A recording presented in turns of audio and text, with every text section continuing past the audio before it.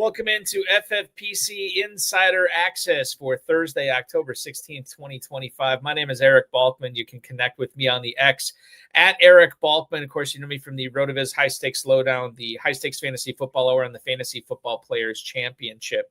Remember to follow the Better Network on X at Better Network, and of course, find the FFPC at myffpc.com, where they have the weekly challenge going on right now.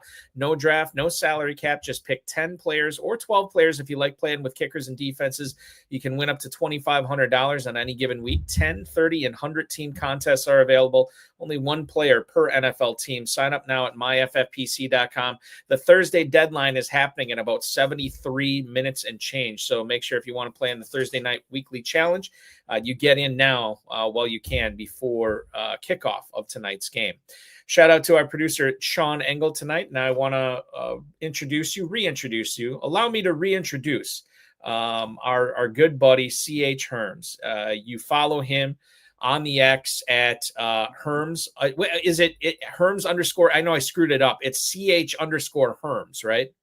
That is correct. CH underscore Herms on Twitter, and on Blue Sky, just at Herms. I was able to get just the Herms handle there, at least. So. Very cool. Like to see it. You can check out his work at Fantasy Pros and Fantasy Points. Herms, I want to give you kind of the floor at the top of the show. Tell the viewers sort of what you're working on and what you're churning out for content that they can consume to help them win their fantasy football leagues this year. Yeah, for sure. So one of the coolest things that I get to do every single week at ftnfantasy.com is come out with the weekly usage report. I go all deep into their NFL stats hub, find different, stats for, route participation, stuff like that, and just really look under the hood at what's going on. So I can, give better advice for what people should do on waivers, making trades, all that stuff. It's pretty cool. I love doing that. And I also have a podcast that comes out every week called the Crossing Routes Podcast. It is me and my co-host Tyler Orginski, who was the number1 most accurate in-season draft ranker last year, according to ECR. So, we get to pick his brain. We get some of my fun. And then, I do some stuff at Fantasy Points as well. I do a weekly article for beginners. I give 5 tips for people who are just starting out. So, covering the range. If you're just starting out playing fantasy or you've been playing for a while, I got you covered. Which is great because there's a lot of people who watch this show, listen to the show later on, that are experienced high stakes FFPC players. There's also people watching this that maybe are more casual people that maybe are playing in some of the $5 leagues or $35 leagues with the FFPC, still dipping their toes in, but they want to know what the high stakes players are talking about. They want to know what the pundits out there are talking about as well.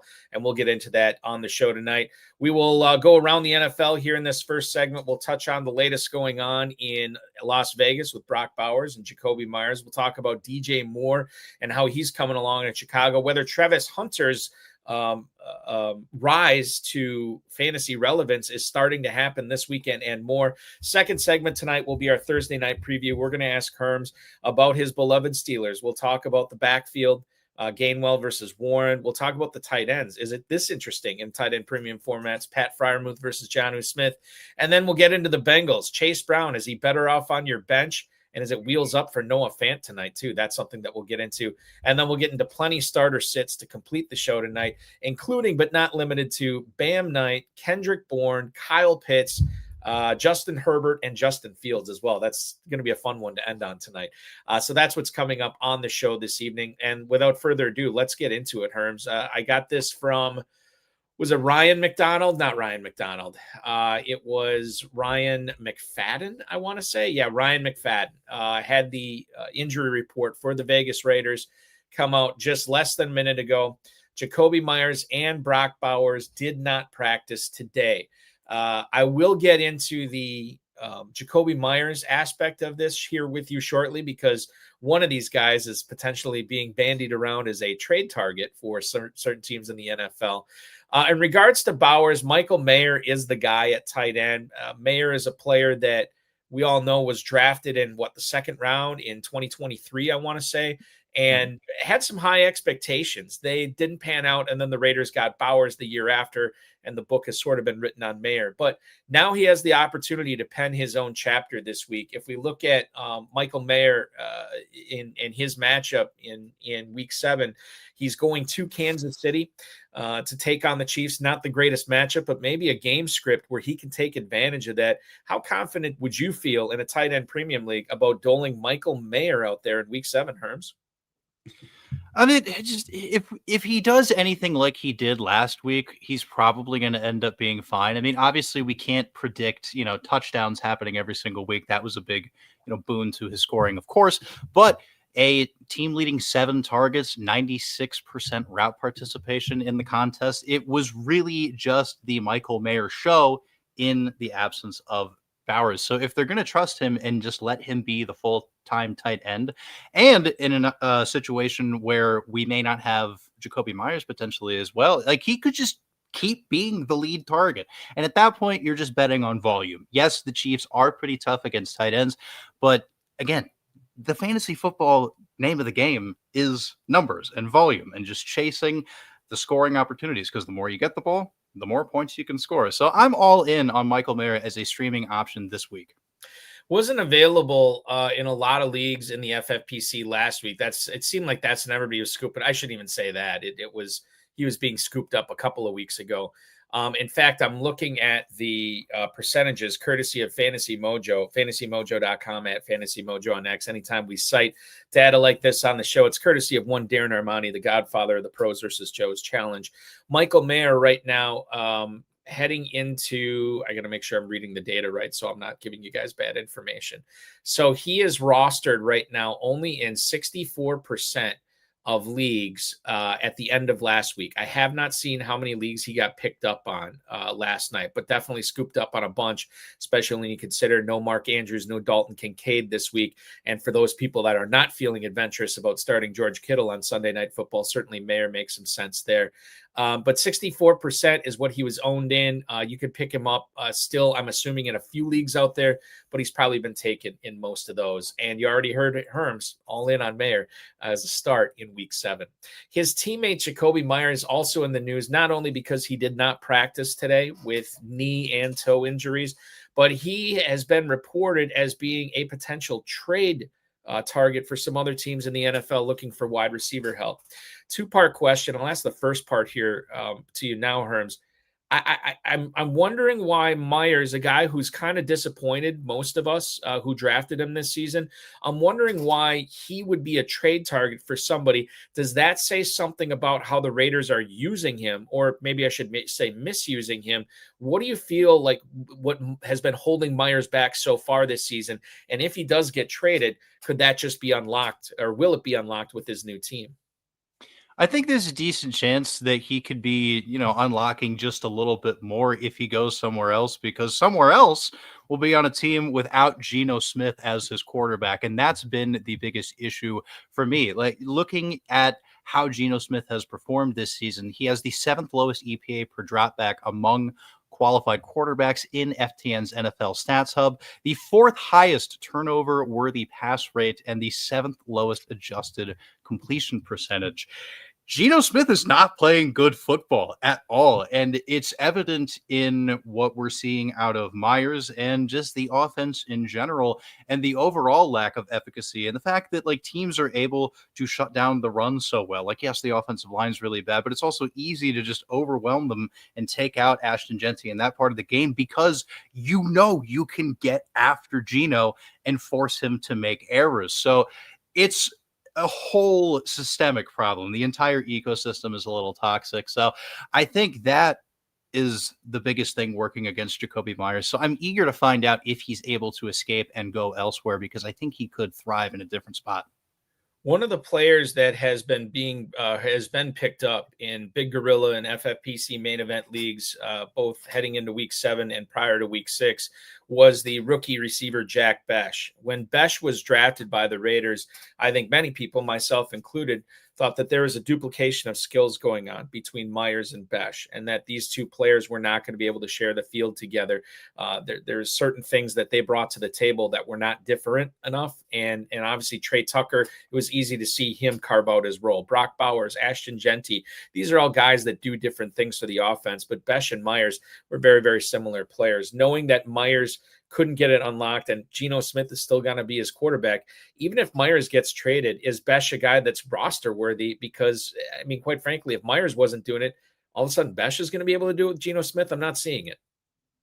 Yeah, I think at that point, Besh becomes rosterable because anybody with any sort of consistent role in an offense is worth at least rostering. But when it comes to, can you put this guy in your lineups confidently? I don't think so. I think that would really come down to trying to play soft matchups and doing things that way. But even then, I think we're talking about, in those specific circumstances, like maybe a long shot wide receiver 3, like a flex guy you're throwing in because someone else is hurt or somebody else is on a bye week or something. Like, it wouldn't become anything that I would be confident in. I want to go to London here, but still talking about receivers, and maybe the most important wide receiver in fantasy football this year, Puka Nacua. According to Sarah Barshop, who covers the Rams for ESPN.com, said that Nacua was not seen practicing on Thursday. I can't remember who said it. Oh, Jeremy Fowler. No, it wasn't Jeremy. Yeah, it was Jeremy Fowler who said that he's a long shot to play on Sunday morning. The Rams are on bye next week, Herms, so it makes sense that they give him the extra rest. Quite frankly, if you're a Nacua owner, you probably want him to sit out this week so he can have, week 7 off, week 8 off, and then come back fresh off the bye in week 9 with a healthy ankle. That's not the question here. Isn't about Nacua necessarily. The question here is Tutu Atwell versus Jordan Whittington. I've heard the arguments from a lot of different fantasy pundits all week of who they prefer, and it seems like it's pretty close between the two. It also seems like both of these guys are startable this week against the Jaguars. Where do you fall in on Team Whittington versus Team Atwell here? Would you be playing either one against Jacksonville? And while you get into that, I just want to bring this up right now. I thought I had it on my screen and I don't, but I'll bring it up right now. That game kicks off obviously 9:30 a.m. on Sunday morning. It has a total of 44.5. Rams are 3-point favorites. I don't know if that factors into the decision at all here when we talk about Whittington versus Atwell and how FFPC players can handle them properly for week 7. Yeah, I mean, if I'm picking between the two, I'm probably going after Jordan Whittington just because, like, he's seen the field a lot more already. I think that's a pretty good sign. And the fact that, Tutu Atwell's he's a very, like, long play, deep shot kind of player anyway. And I think that, like, I tend to shy away from those kinds of players like that because I think the variance is just a little bit too high. But one of the things that I was looking at when it comes to Nakua's absence was I was curious how this would affect Matthew Stafford and just the passing game in general. And I was taking a look at the splits of games with and without Nacua in Stafford's career since 2023 when Nacua came onto the team. And his passing yards per game dropped pretty far down to barely over 200, just at 215 yards, and his fantasy points per game go to single digits. So it's like the whole passing game is going to go down without Nacua. Now, a lot of that, sample size that we're talking about is without Devontae Adams. Him being there and him being a presence, kind of changes the equation just a little bit. I think they'll be a little bit better off with, this current iteration of the roster, but it's tough, man, especially because the Jaguars defense is low key, like, really good. That's the other thing that really bothers me too. Like, it's a tough matchup. It's not going to be easy. I think I was going to say you preferred Whittington. I went after Whittington in a lot of my leagues last night for waivers, and apparently I didn't go hard enough after him because I did not get him in any of my bids, which is fine. We'll see, because it might just be a 1-week play too. So unless you're missing, guys like Khalil Shakir, Keon Coleman, Garrett Wilson, who we'll talk a little bit about, who's probably not going to be playing this week. Obviously, the Nacua owners, you're not getting much else after this. Hopefully, if the things go swimmingly with Nakua's ankle recovery, hopefully this is just a 1-week play here. I want to bring up a question from from Twitch right now. It comes from, I don't know, man. I'm too old for this. Hey, Land Yants. I don't know. Sean could throw it up on the screen if he wants, and we can get Herms your take. I don't know how to pronounce this. Hey, Land Yamps. Okay, whatever. I've spent too much time about his name. Let's talk about the question: Joe Flacco or Justin Fields in Week 7? This is a decision that our Twitch friend will have to make tonight. Flacco against the Pittsburgh Steelers. Justin Fields, fresh off of one of the worst, if not the worst performance in New York Jets passing history. He gets the Panthers this week at home. As crazy as it sounds, Herms, I'm going to go with Fields here over Flacco. I'm going to lean the same direction. I mean, obviously, last time we saw Justin Fields, it did not go well. But no matter what, and whether or not Garrett Wilson is available, the one thing that Justin Fields can do is run. And anytime you're looking at a tiebreaker situation with quarterbacks, I'm likelier to lean on the guy that will contribute on the ground and at least boost the scoring floor that way. So that's where my logic is. And also, just like, I mean, like tonight's game is pretty tough, man. Like the Steelers defense is not an easy matchup. I mean, Joe Flacco knows this team really well during, throughout his time in his career in different stops, but still, it just feels a little bit risky. Flacco's really only a big consideration to me, I think, in like super flex formats. I understand that Flacco had a pretty decent outing against Green Bay last week and really utilized Jamar Chase. Why wouldn't you? That's a good way to move the ball down the field. Just get it to your best player, maybe the best receiver in professional football. And it's a total of 45.5 tonight. Cincinnati did a really good job of getting the ball out of Flacco's hand early, so he wasn't pressured a ton. I think he only had 1 sack last week. We'll see if that continues tonight. More to come on that game a little bit later on in a second. Joe King says, say 6'7", bulky. I just did say 6'7", bulky. 6'7". I'll do the whole thing. 6'7". That one I know. I'm not too old for that. That one I know. Ice Cold OG Jones has a question on YouTube. Should I drop Hassan Haskins and pick up Jaxson Dart? Brock Purdy and Kyler Murray still injured. And my guess, Herms, is both of those quarterbacks do not play this week. And if those are your only other options, you need a QB, man. Yeah, drop Haskins and pick up Dart for sure. Even if you don't need a QB, maybe picking up Jaxson Dart and dropping Hassan Haskins isn't the worst idea in the world. Yeah, I mean, Jaxson Dart, every single start he's had at least 50 rushing yards on the ground. Like, this dude cooks. All right. And he's actually somebody that I got to spend a little bit of time around down there at the Senior Bowl this year. And like, just on like a human level, he seems just like a really nice and very thoughtful person. I know that doesn't have anything to do with fantasy points or scoring fantasy points or anything like that, but it does make me like him a little bit more. So like just all of that, I am a huge Jaxson Dart guy. Anybody who's listened to the Crossing Routes podcast at any point over the past several months is well aware how me and my co-host Tyler feel about one Jaxson Dart. We're huge fans. We love him. Yeah, he's been fun to watch so far too. I think once he gets a little bit more experience in the NFL, I mean, I don't think he's ever going to shake this gunslinger type moniker that I think many people have labeled him with. But that's okay. We like gunslingers in fantasy football. We like Brett Favre. We like Jameis Winston. Excuse me. Those are the players we like to draft and play, and quite frankly, watch on Sunday too. And plus, he's been pretty good with his legs, so definitely a fantasy friendly guy. Especially when Malik Neighbors comes back next year, it's going to be a lot of fun. AXCIZ,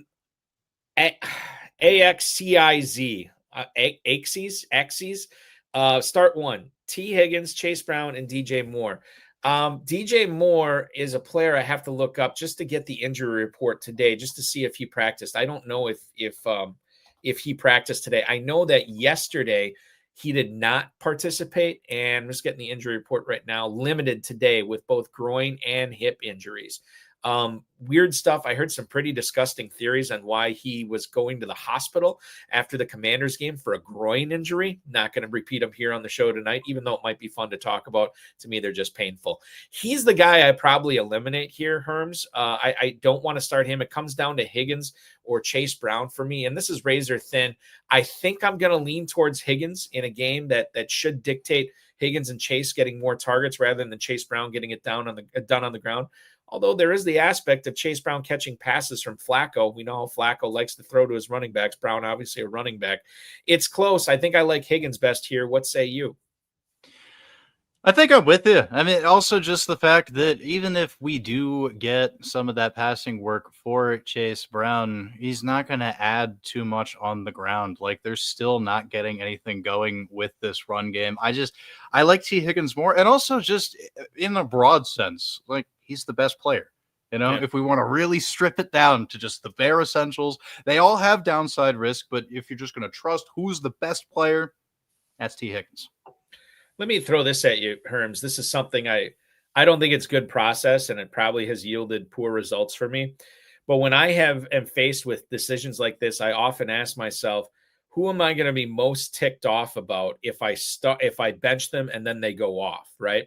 And then that's the player I usually start. So if I bench DJ Moore and he goes off, okay, so be it. If I bench Chase Brown and he goes off, yeah, that would kind of irritate me. If I bench Tee Higgins and he goes off, I'll be kicking myself. I think that goes part and parcel of what I was saying before in regards to why I like Higgins. That's just another reason I think I like him best here. Oh, totally. I'm on the same page. I think the same way. Sometimes the vibe-based analysis stuff does work. Every now and then. That's true. Xyz also has a trade question here, and this is an interesting one.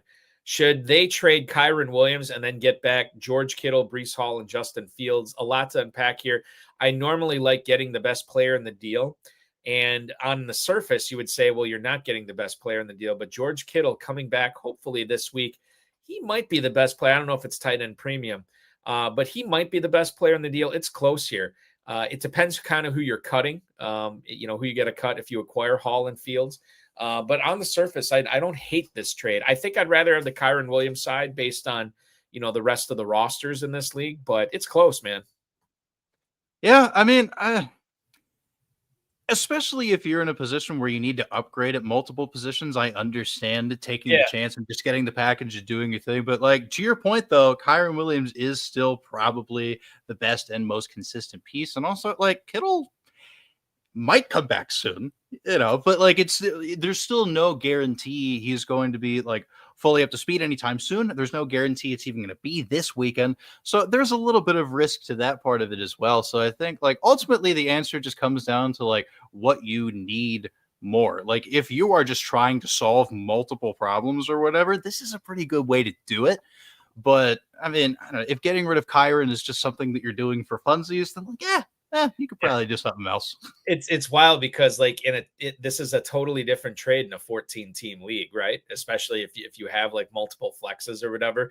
This is the type of deal you should give up Kyren Williams to get all these pieces. Hall and Kittle can be every week starters for you, and obviously you can play matchups sometimes with Fields. So, but in a 12-team league, it becomes very different. So that's where we stand on that. I want to get back to something we had talked about earlier, and that's the New York Football Jets.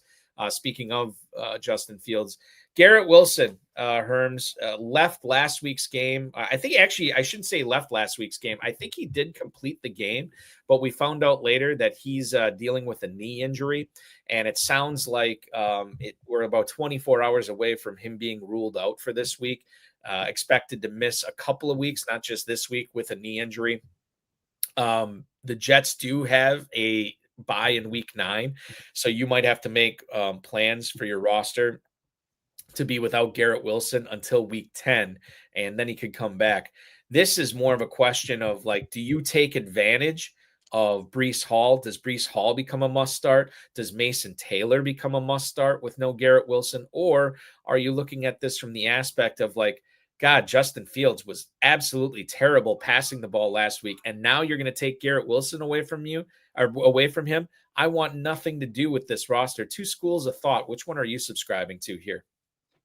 I'm a little bit more toward the former, just because without Garrett Wilson in tow, I do have a ton of faith that it is going to just be a heavy concentration of work to Hall and Taylor. They are basically the only pass catchers in this offense that have been involved to any capacity at any point this year. So I know people in like very deep situations are going to be looking and maybe asking themselves like, I don't know, do we want to go pick up Josh Reynolds or somebody like that or whatever? Like nobody's going to replace Garrett Wilson. I don't think that that's really going to be a concern. And because I don't think there is another receiver that is going to step up in that spot, it has to go to those two guys. And like, I do think Mason Taylor is going to be in a pretty good bounce back spot as well. I mean, obviously the circumstances of the game in London, like it was tough. Like we knew it was going to be tough, but I don't know. I have faith. I have faith in everything working out for them eventually. And yeah, that's where I'm leaning. I'm not trusting any other receiver on this team. It's hard for me to wrap my head around Justin Fields having maybe his best game as a pro in week 1 of the season. And you're thinking this is going to be great to have Fields on your squad every week starter. You didn't invest a lot into him, to where we're at now, where he takes as many sacks as he completed passes last week and is a 1.5 point home underdog to the Panthers with a total on that game, 41.5. How did we get here? It's so bizarre to think about, but that's fantasy football. It's a week to week game. And certainly the week right now is going to be a tough call for any Fields owners out there, right? I have Fields in a couple of leagues. I think I have him in 3 leagues, and I know I'm benching him in 2 because I have Jordan Love as my other option, and I'd obviously much rather play Fields. I can't remember who my other guy is in the other league besides Fields, but nobody cares about that. What they do care about is this Bears team. DJ Moore, I mentioned it already. Today he got in a limited practice. There's going to be, in fact, if I remember correctly, in this Bears Saints game that's going on, a lot of points. This is a high total, Herms, 46.5 in this game. Bears are a 4.5 point favorite here.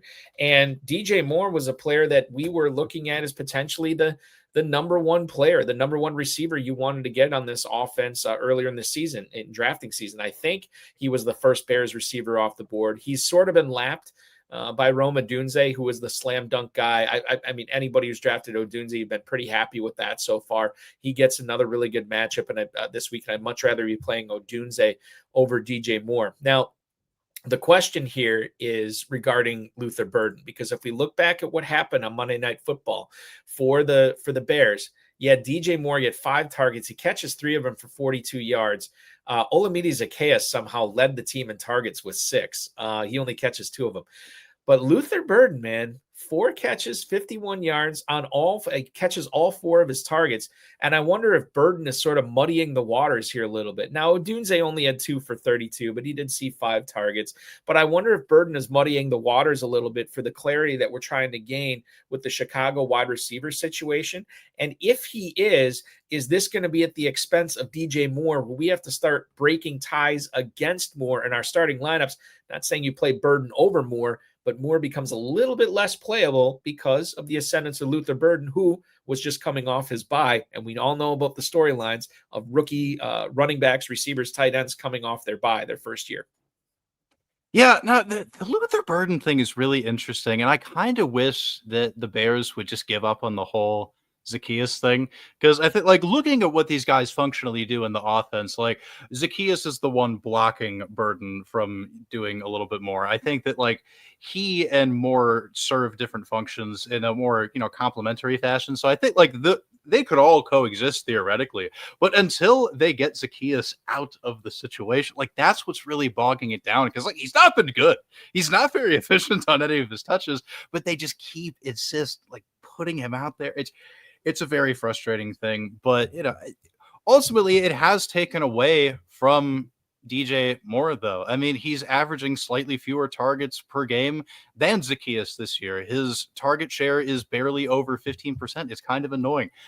Once they just sort it out, say, hey, rookie, you're going in, we're rolling with these 3 guys on a regular basis, boom, everything will be much more consolidated, and I think it'll benefit everybody. So it's just going to take a little bit of patience, but once we get there, things are going to be a lot better for all of these Bears receivers. Which would be great. I have shares of all of them in different leagues, so I'm just rooting for all of them to have great weeks here on out. Speaking of rookie receivers, we know that the second half of their rookie year, Herms, usually a lot more efficient and a lot more productive than their first halves. Not saying we're to the halfway point of the season for these guys, but it was nice to see Liam Coen come out and said that they're planning to put Travis Hunter, quote, in the position to be a number one a little bit more often.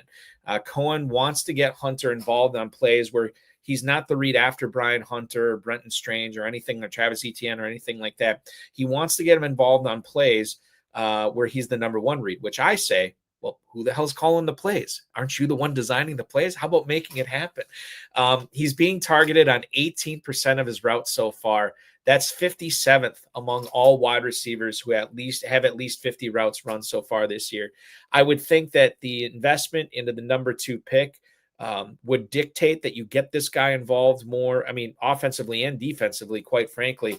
He's a player that I was very excited about starting at the start of the year. And now it's kind of like, I don't want to say he's a roster clogger because I do believe in what he's going to be doing in the second half of the season. And maybe I'm wish casting here a little bit, Herms, but I do believe, reading what Liam Coen had to say about this, I feel like this could be a significant springboard week for Hunter in London against the Rams. Not the easiest matchup, but this could be the game that sort of gets him unleashed, untracked, on track, whatever you want to say, to him being the player that we thought was going to be a top 30 receiver this season. I am really hoping so, because Travis Hunter is such a fun football player. Easily just one of the best football players I've ever seen in my entire life. The fact that he's able to be that good and that dominant on both sides of the ball like he was at Colorado is insane. And we're already seeing some pretty, dynamic usage so far in his NFL career. But like you're getting at, it's limited. We're only getting small morsels here and there. But yeah, you don't trade all the way up to the number 2 pick to go after the big two-way star and try to come up with these different things if you're not going to dedicate to it. And, I think we have seen more signs recently, getting those deep shots, letting him use those excellent high-pointing skills, because his ability to just go up and snag a ball out of the air is incredible. It's what makes him a very dangerous corner to throw to or throw toward, and a very good receiver to throw to in contested catch situations. Like, it makes sense. He brings something to the offense that is very cool and can really get things, expanded a little bit. So I'm keeping the faith, if for no other reason than Travis Hunter's just really good. And I believe in the talent. I'm going to stick to it because he's incredible. And I think they know it. I want to play a quick Would You Rather with Travis Hunter here with a couple of the players we've already talked about so far. In week 7 only, Herms, would you rather start Travis Hunter in London against the Rams or Jordan Whittington in London against the Jaguars? I'm going to go with Hunter. I think just everything I said from before. He's the more explosive player. Fantasy football is supposed to be fun. It's more fun to start Travis Hunter than it is to start Jordan Whittington. Travis Hunter or DJ Moore, let's assume that he's available and he does play and he is active against the Saints in the Windy City this week. Who would you rather start? I'm also going to go with Hunter again. I think that's probably a better circumstance. Plus, multiple lower body injuries is what really concerns me. Anybody who's being slowed down that severely I'm gonna always feel a little trepidatious trusting. I have one more player I'm going to ask you about, but I'm going to talk about him first to set this up because this may change your mind. Jauan Jennings for the San Francisco 49ers, according to the latest I have seen from Adam Schefter from ESPN, was that he was limited in practice today. According to Jauan Jennings himself, after last week's game, he says he's dealing with high and low ankle sprains, which I don't know how that's possible unless they're separate ankles, and maybe they are. 5 bruised ribs, 5 cracked ribs. And then I'm also seeing now, and I didn't know about this, he's dealing with a shoulder injury as well, but apparently on track to play in week 7. And I do believe, Herms, correct me if I'm wrong, when he rewarded with some extra, what do they call it? Not escalators, performance bonuses. Wasn't he awarded with a couple of those shortly before the season started? So it's on him. He really wants to get out there and play. So let's just talk about Jennings. We'll get into the Kendrick Bourne aspect here in a little bit, but Jennings right now, if he is active, number one, are you waiting around till Sunday night to play him? Or is he just a guy that, hey, it's not worth it. He had 1 catch for 7 yards last week. He's dealing with all these injuries, might be catching passes from Mac Jones again. I'm going to find someone else. Yeah. I mean, if you have a better option, then I'd prefer to err toward caution, particularly because, dude, I have no idea how he's playing through some of these injuries, because like even just one of those would knock me out of doing things in normal life, let alone trying to go out there and play contact sport. So good on him. But I mean, I don't know if we really get word that he's just like, hey, I'm going to fight through this, I'm going to do the thing, whatever, and he seems like super confident, I'm like, sure, whatever. But the unfortunate part is that you'd also have to have a contingency plan, because it's the late game, because all of that, has to go into play too. I think you're probably better served leaning in a different direction. So, I do like Mac Jones, though. He has played really, really well for this 49ers team. That's not part of it that's not something I'm taking too much into account. I have one dynasty team that has Lamar Jackson and Brock Purdy, or had Lamar Jackson and Brock Purdy on it. And I've been rolling with Mac Jones and the Mac Jones experience the last couple of weeks. And I'm ready to do it again this week. I'll wait on him, because I'm either playing Purdy or Jones with Lamar Jackson on bye this week. So it makes perfect sense. I'm with you on Jennings. I think you got to look elsewhere. Does that mean you're playing Travis Hunter over him as well? Yeah, I mean, like, one of them's healthy, and one of them plays in an earlier game, so. Is it worth waiting around for beg your pardon, not worth waiting around for? Would you rather play Travis Hunter this week or Jerry Jeudy against the Dolphins? I mean, the Dolphins' defense is really bad, especially that secondary. But like, I don't want to place too much faith in Dillon Gabriel in this offense, especially because last we saw him, they did not look good. He did drop back 58 times last week. Dillon Gabriel did, which means ostensibly 58 passing opportunities. And Herms, I'd love to know your insight into what happened from Jerry Jeudy last year to what happened to him this year. A player that was traded for, extended, and was one of the best receivers in fantasy football for a good chunk of the season last year, does not look like the same player this year. Adam Levitan from Established Run, I heard him say Jerry Jeudy confirmed bad at football. And I was like, what were we saying about Jeudy last year? He didn't look bad at football last year. What's happened from 2024 to 2025? Is it simply the quarterback change to Joe Flacco and now Dillon Gabriel that set him back this far? It's a head scratcher. Yeah, I mean, I wrote about this in the weekly usage report that I do at FTN last week. And, mind you, I haven't looked at the numbers since then. So there's, things have changed a little bit, but probably not very much for what I'm about to say. I was taking a look at wide receivers passer rating when targeted among people who had seen, I think it was at least 25 passes or something. And all three of the Browns receivers of note were in the bottom 10 of that sample size.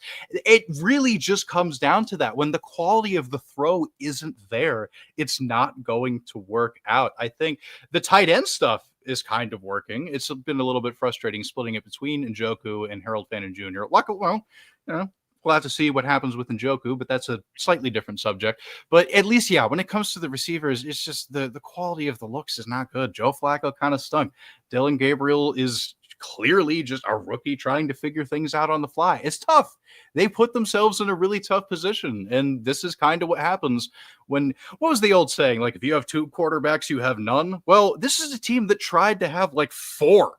So what does that say? I mean, honestly, like, they dug their own grave as far as this goes.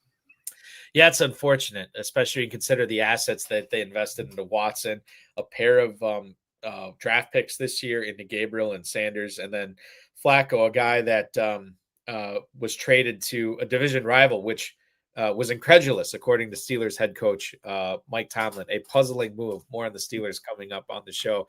Let's go to Carolina. Mike Kay, who covers the Carolina Panthers, reported yesterday afternoon that Dave Canales said the plan is for Jalen Coker to play in Week 7 against the New York Jets. Last week, he returned to practice, missed the first 5 games of the year with a quad injury. Full participant in all 3 practices. We thought we were going to see Coker's debut in 2025 last week. We did not. They're going to give him an extra week, but now he should be good to go. Now, Canales also said he's got to make sure Coker is conditioned and ready to handle the purported workload that he might be getting. I don't think anybody should be starting him this week unless you're playing in a super deep league with multiple flexes. but I'm very, very intrigued to see how his skill set plays on a team without Adam Thielen and with Tetero and McMillan. I think these guys complement each other very well. We know there's not a huge target share going to the tight end position in Carolina. Very intrigued to see how not only Coker plays with McMillan, but does he make Hunter Renfrow useless? Does he make Hunter Renfrow redundant where he's going to, I don't know how this is going to happen. Herms, when you look at what the Panthers are going to do against the Jets this week and how they're passing the ball and who's going to be involved, we know McMillan's going to be a big part of it. How big of a part of it is Jalen Coker going to be? It's interesting I'm not entirely sure, but if it's anything like it was toward the end of last year, he could end up walking into a pretty interesting opportunity.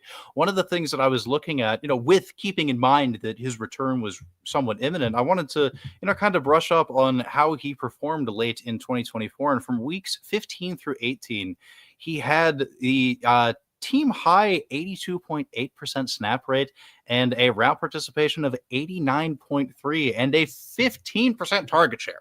So they trusted him with work. Mind you, like you're, talking about, that was without Ted McMillan. So it's a slightly different circumstance, but we're talking about a, sort of small school UDFA guy that vaulted his way into pretty awesome responsibility, and he balled out. He was pretty good. I think that's part of the reason he was kept around. He impressed this coaching staff, and I think they like him a lot.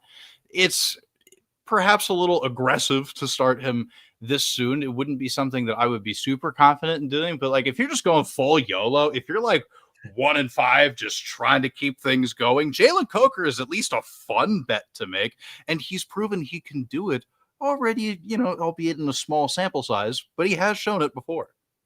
Full YOLO is going to be one of my fantasy football team names next year, 100%. And let me tell you what, that'll be my most fun team that I draft all season. Whatever I do in that, it's going to be awesome. Oh, Darren Urban is reporting some not so fun things about the Arizona Cardinals quarterback, Kyler Murray. Foot injury, limited in practice today. And part of that limitation, Herms, was throwing passes to practice squad players. To me, this is another sign, another signal to us that Murray's probably more on the doubtful side of questionable and probably not going to play. And quite frankly, we saw what Jacoby Brissett did last week. I think that the Cardinals would kind of be better off if Brissett is running this offense and throwing to Michael Wilson and throwing to Zay Jones, assuming health for both of those guys, and Marvin Harrison, again, assuming health. It's weird because I think that Brissett is a good play. I just don't know how healthy the receivers he's going to be throwing to are.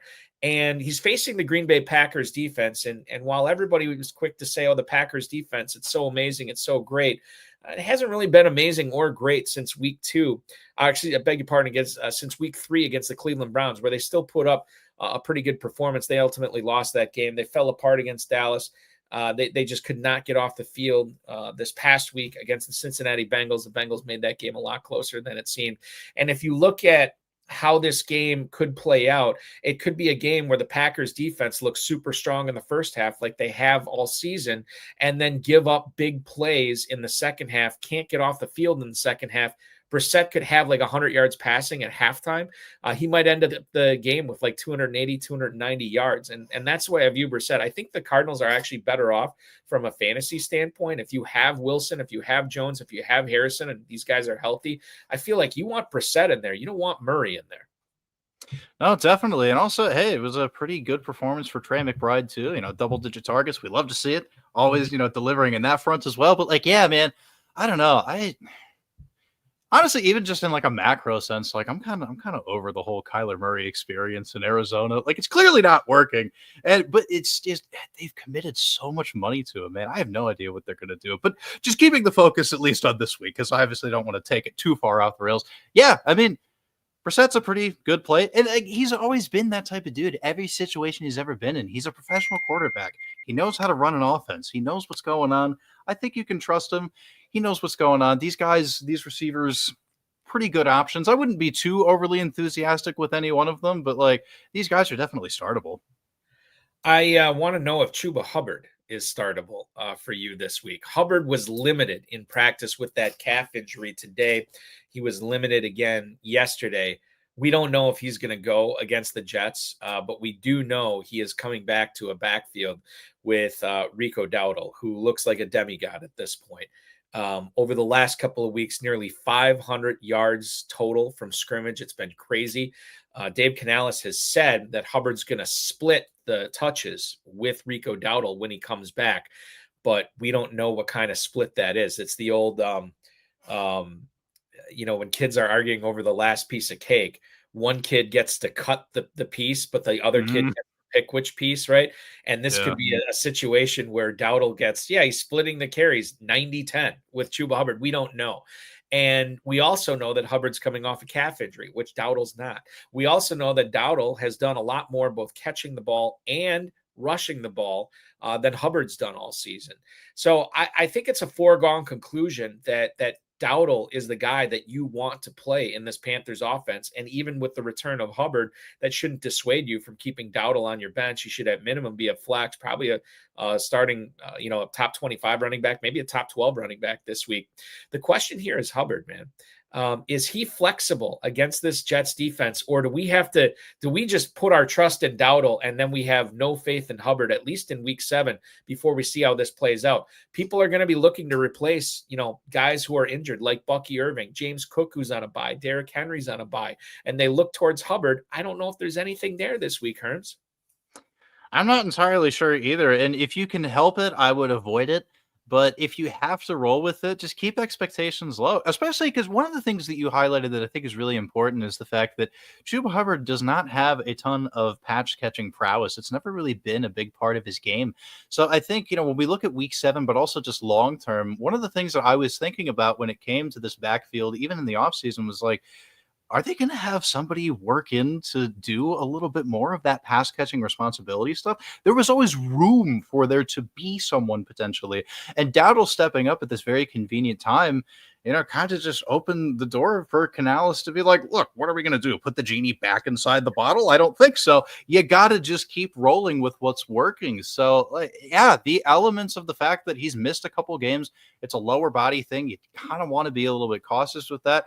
I'm not aggressively confident in Chuba Hubbard this week, but if you need a flex, if you're in a bye week situation or you got a bunch of guys hurt like pretty much all of us do, then go for it. But in the few spots where I have Hubbard and I have alternatives, I have him universally benched. I want to point out this is a 1:00 game, so we'll know exactly what's going to happen as far as Hubbard. We don't even know if Hubbard's going to be healthy enough to play. But I will say that and this is a message to Dave Canales. This is a message to the Carolina Panthers coaching staff. They watch this show every week, so I'm going to speak to the camera right now. Give Chuba Hubbard one more week. Let him get fully healthy. There's no reason to rush him back out there, please. And I'm not even talking from a fantasy sense, a human being sense. Let this guy recover and let Rico Dowdle eat. So there you go. My message to Dave Canales and the Panthers coaching staff. I want to get into a couple of other things that came up, Herms. Just while we've been on the air tonight, or on the stream, I should say, Tom Pelissero actually reported that there's real concern that Terry McLaurin and his quad injury is going to cause him to miss another game. Limited practice yesterday. He did not practice at all today. We don't know if this was a setback, if this was a planned day off, or McLaurin just is like, hey, I'm still not ready yet. Like this is not going to be good to keep trotting me out here, which is fine. Like, we're good with McLaurin getting healthy. Quads are tricky, obviously. Yeah. But Deebo Samuel did not practice today. He's got a heel issue, and I know there's going to be a lot of points scored in this Commanders game. If I just looked at it before we went on air, Washington at Dallas, 54.5. There's got to be some fantasy goodness here from the Commanders, who have an expected point total of right around 25, 26 points. If not Samuel, if not McLaurin, who's this going to be? I mean, I don't really know what to make heads or tails out of this. I would assume, as it stands right now, 7:49 on a Thursday night, I would assume McLaurin's out. I think Samuel's in. Is there another pass catcher? Maybe Zach Ertz, maybe Luke McCaffrey that you'd be looking to as a potential flex in such a high-scoring game against the defense that's been giving up a lot to opposing passing attacks this season? Yeah, I mean, McCaffrey has been pretty fun, and he's worked his way out there on a pretty decent number of snaps in part-time duty. Like he's coming along. It's been pretty fun to see, but I don't have too much confidence in any particular wide receiver, just because there's a lot of them that end up seeing the field. I mean, like Jalen Lane ends up working in there every now and then. Chris Moore has also been a thing. They spread it around and cycle things through at a rate that it's pretty tough to pin down just one of them. So by default, I think Zach Ertz is probably the answer. He's the one who's most consistently on the field. He is the one that has the best rapport built with Jaden Daniels already. So if we're just going to go based off of consistency, being on the field, and just track record of success, those are the three things that Ertz has in spades.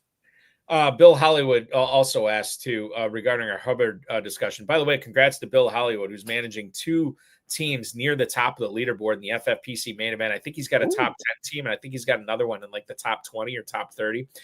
He wants to know regarding our Hubbard discussion, would you play Chuba Hubbard this week over Bam Knight, who may or may not be getting a good number of carries against the Packers this week? Would you rather play Hubbard or Bam Knight this week? I mean, I think Bam Knight is a pretty interesting play. I mean, it's a weird situation in the Cardinals' backfield. I will say that Michael Carter and him essentially split the snaps, but if you actually just look at the raw touches, Carter still got the ball a little bit more than Knight. So it's a little bit frustrating, but Knight did see a lot of the red zone work. So at least he has that going for them.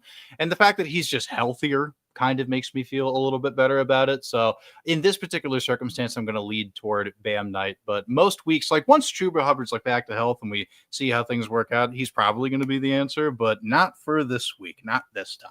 Yeah, it's Knight over Hubbard for me, and it's not close. And I will say this, Adam Schefter caught a lot of grief about this report that he said that Bam Knight was going to be starting over Michael Carter, this past week in week 6.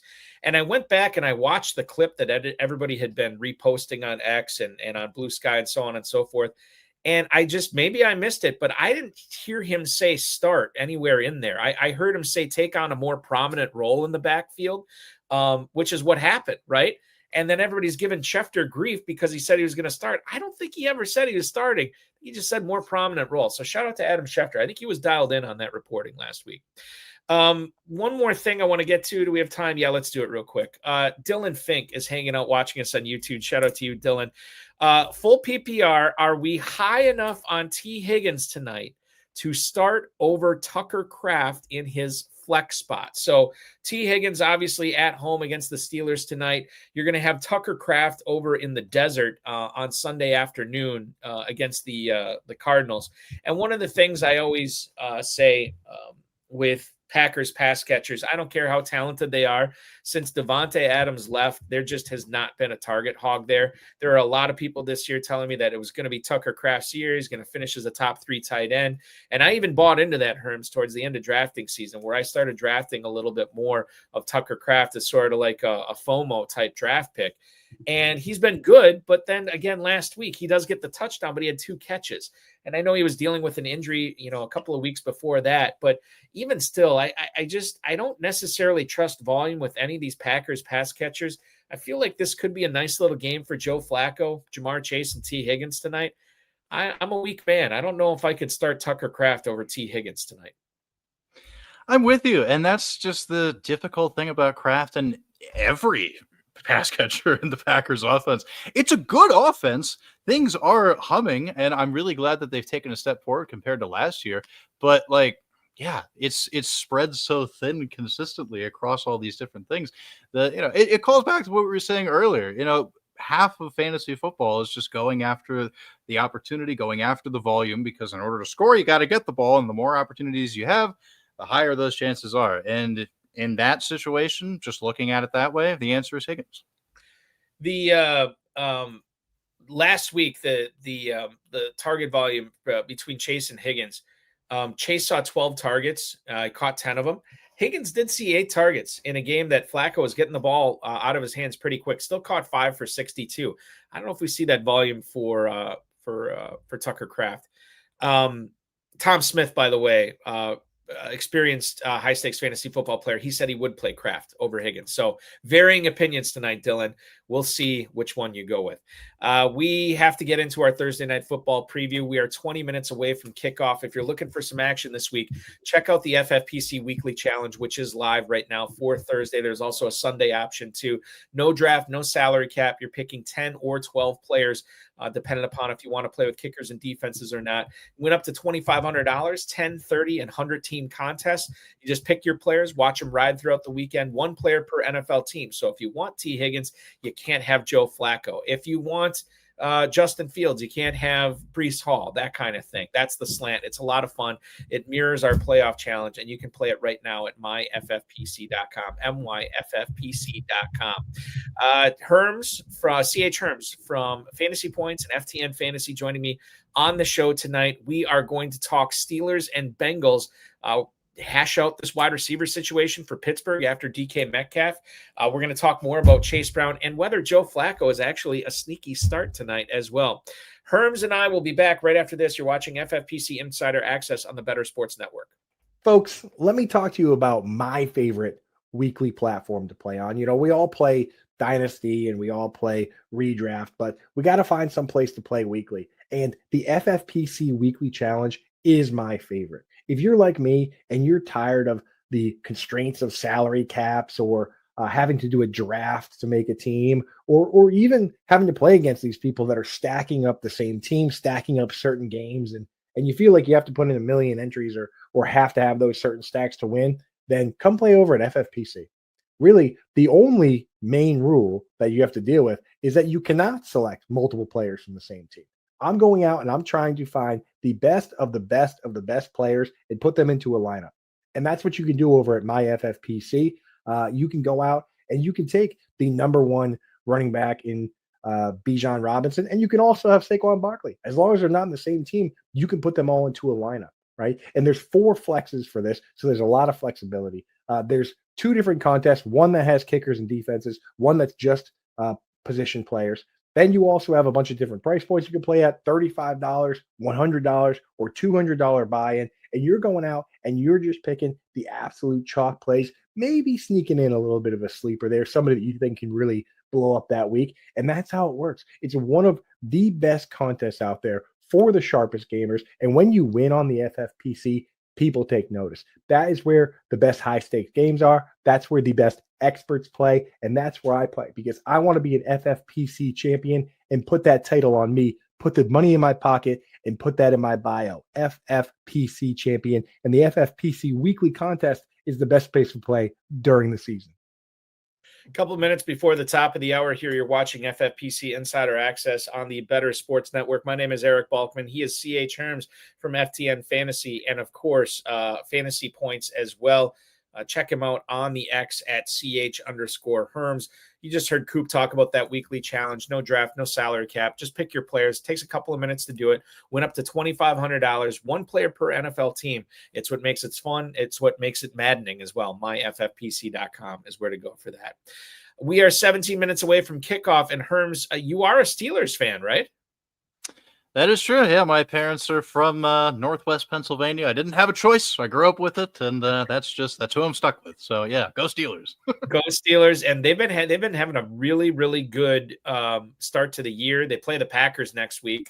One of the guys who works at my local sort of ranch of radio stations here in Northeast Wisconsin, is from Pittsburgh. So he's very anxious to see how his Steelers stack up against the Packers next week. But we'll get the chance to see him tonight against the Cincinnati Bengals. Speaking of the Packers, Aaron Rodgers, is he relevant in 1 QB leagues? Herms, I had problems with injuries and buys this week, and I was actually going after Aaron Rodgers in a few of my leagues. I didn't get him off the waiver wire because people were scooping him up, and I assumed to start him against the Bengals this week.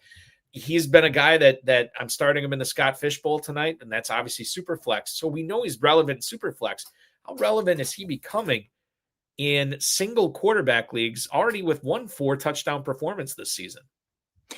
Yeah, I mean, he's definitely capable of going off. I mean, he is one of the, greatest quarterbacks of, his era for sure. But we're definitely toward the end of things. And we're also in a situation where he is on a passing offense that just does not really have a ton of oomph behind it. The Steelers actually rank dead last in the NFL in air yards per game, at 146 on average, and are one of only 3 teams averaging below 200.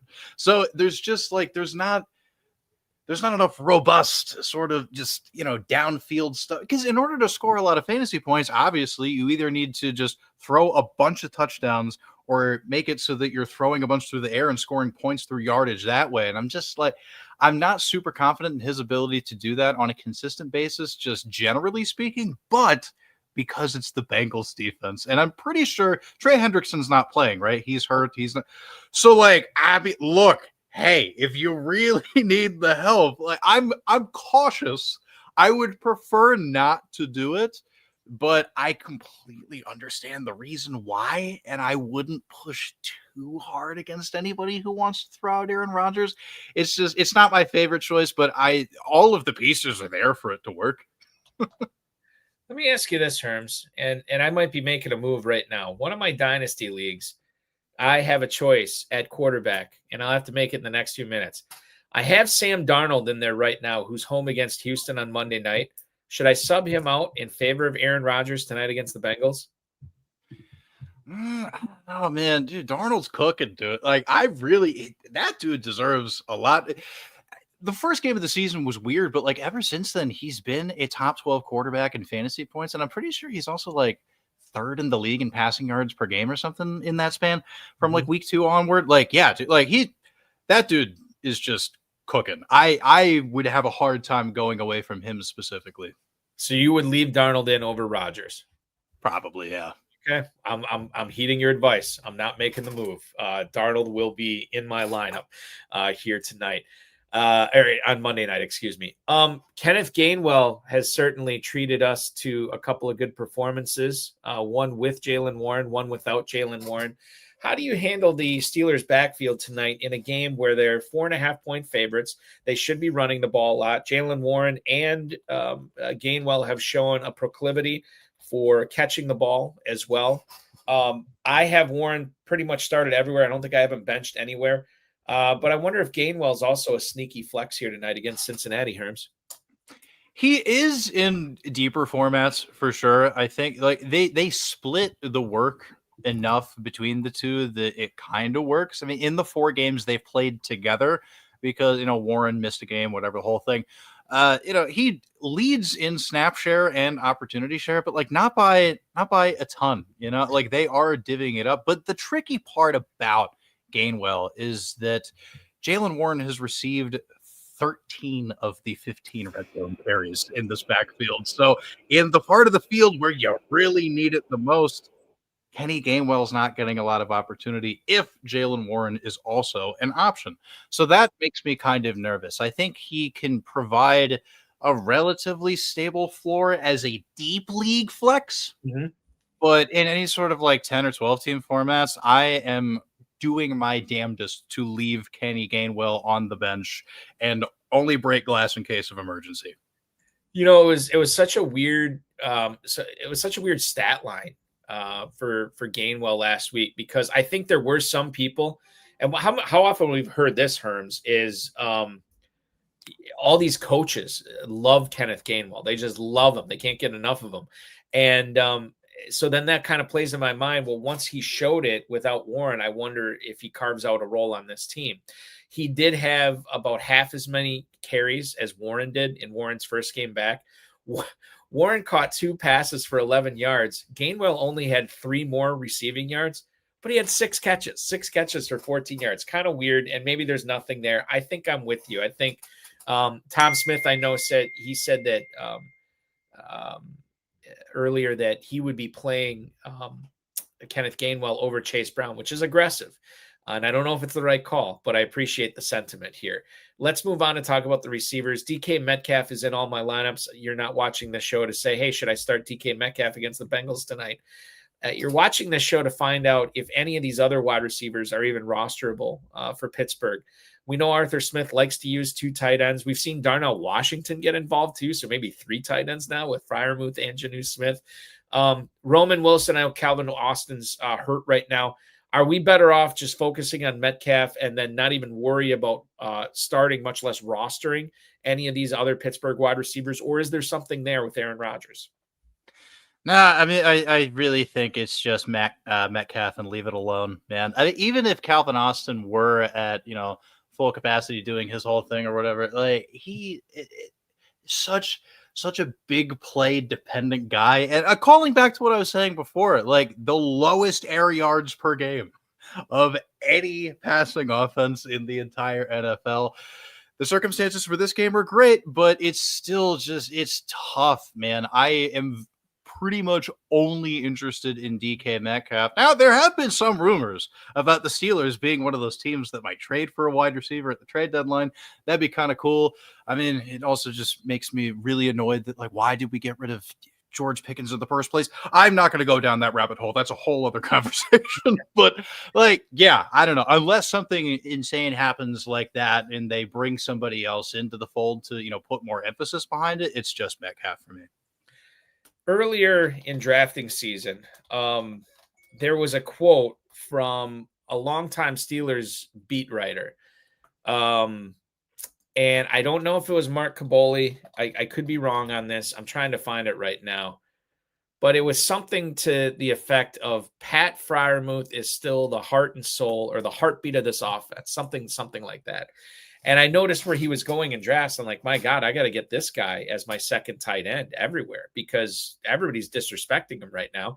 And if this longtime beat writer, and I know it was a longtime guy, again, I can't remember who it was, is saying that he's the heartbeat of this offense, man, I got to grab him. Well, it hasn't worked out. And those people who drafted Jonnu Smith before he got traded, when he was on Miami, people like me who were drafting him as the 7th or 8th tight end off the board, that hasn't worked out.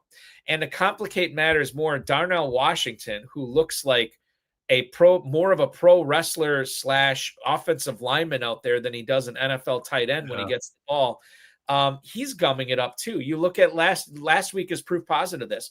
Freiermuth, 1 target, 11 yards. Jonnu Smith, 4 targets. He catches 3 of them for 18. And then Darnell Washington, including rumbling for a 36-yard catch. He had 3 for 62. I don't know if we can trust any of these Steelers tight ends tonight. I'm willing to bet that at least one of them scores a touchdown, but I don't know which one. I think we stay away. I completely agree. It's very frustrating. It kind of bothers me that they bothered picking up Jonnu Smith in the first place because, like, Pat Freiermuth's a good football player, and there have been so many times throughout the course of his career that he's been proven to be a very reliable option in shorter and intermediate parts of the field. I don't know why they don't just give it to them more. But when it gets down to brass tacks, the truth of the matter is neither Jonnu nor Muth is playing above 60% of the snaps, and the two of them combine for 6.2 targets per game.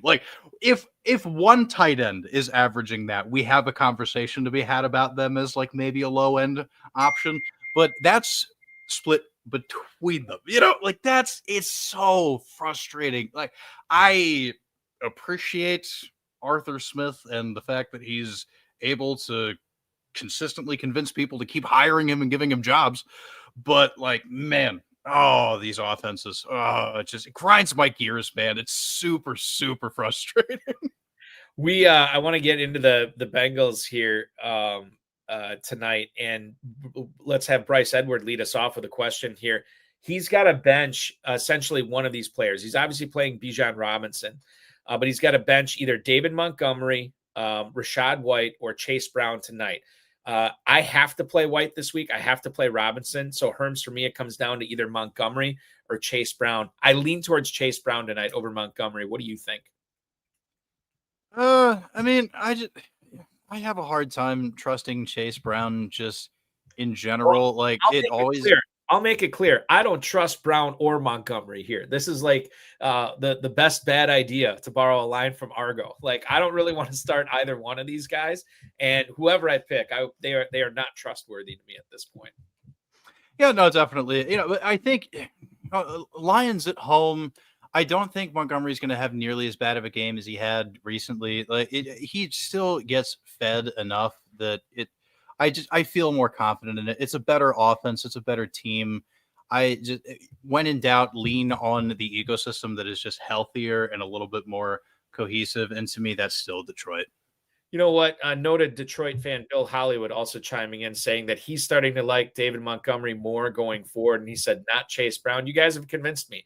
I'm going to say sit Chase Brown, play David Montgomery on Sunday against on Monday night against the Buccaneers. A home game that features 52.5 points as far as the total goes, and the Lions 5.5 point favorites. That's a positive game script for Jahmyr Gibbs and especially David Montgomery. So yeah, I think Montgomery's the play here over Chase Brown. Let's talk more about the Cincinnati Bengals here, and it starts with the quarterback. Level of confidence after what you saw Joe Flacco do last week. What's your level of confidence in him tonight in the Unk Bowl, as it's called, or the Icy Hot Bowl? I've heard that as well. What's your level of confidence in Joe Flacco against the Steelers D tonight?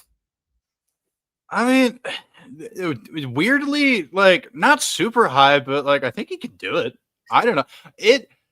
What we saw in the second half of that game last Sunday was the best that we've seen the Bengals offense look without Joe Burrow at all this season. Like, something about the fact that Flacco is not the type to just make dumb mistakes, make stupid throws for stupid turnovers, and he gets the ball out relatively quickly.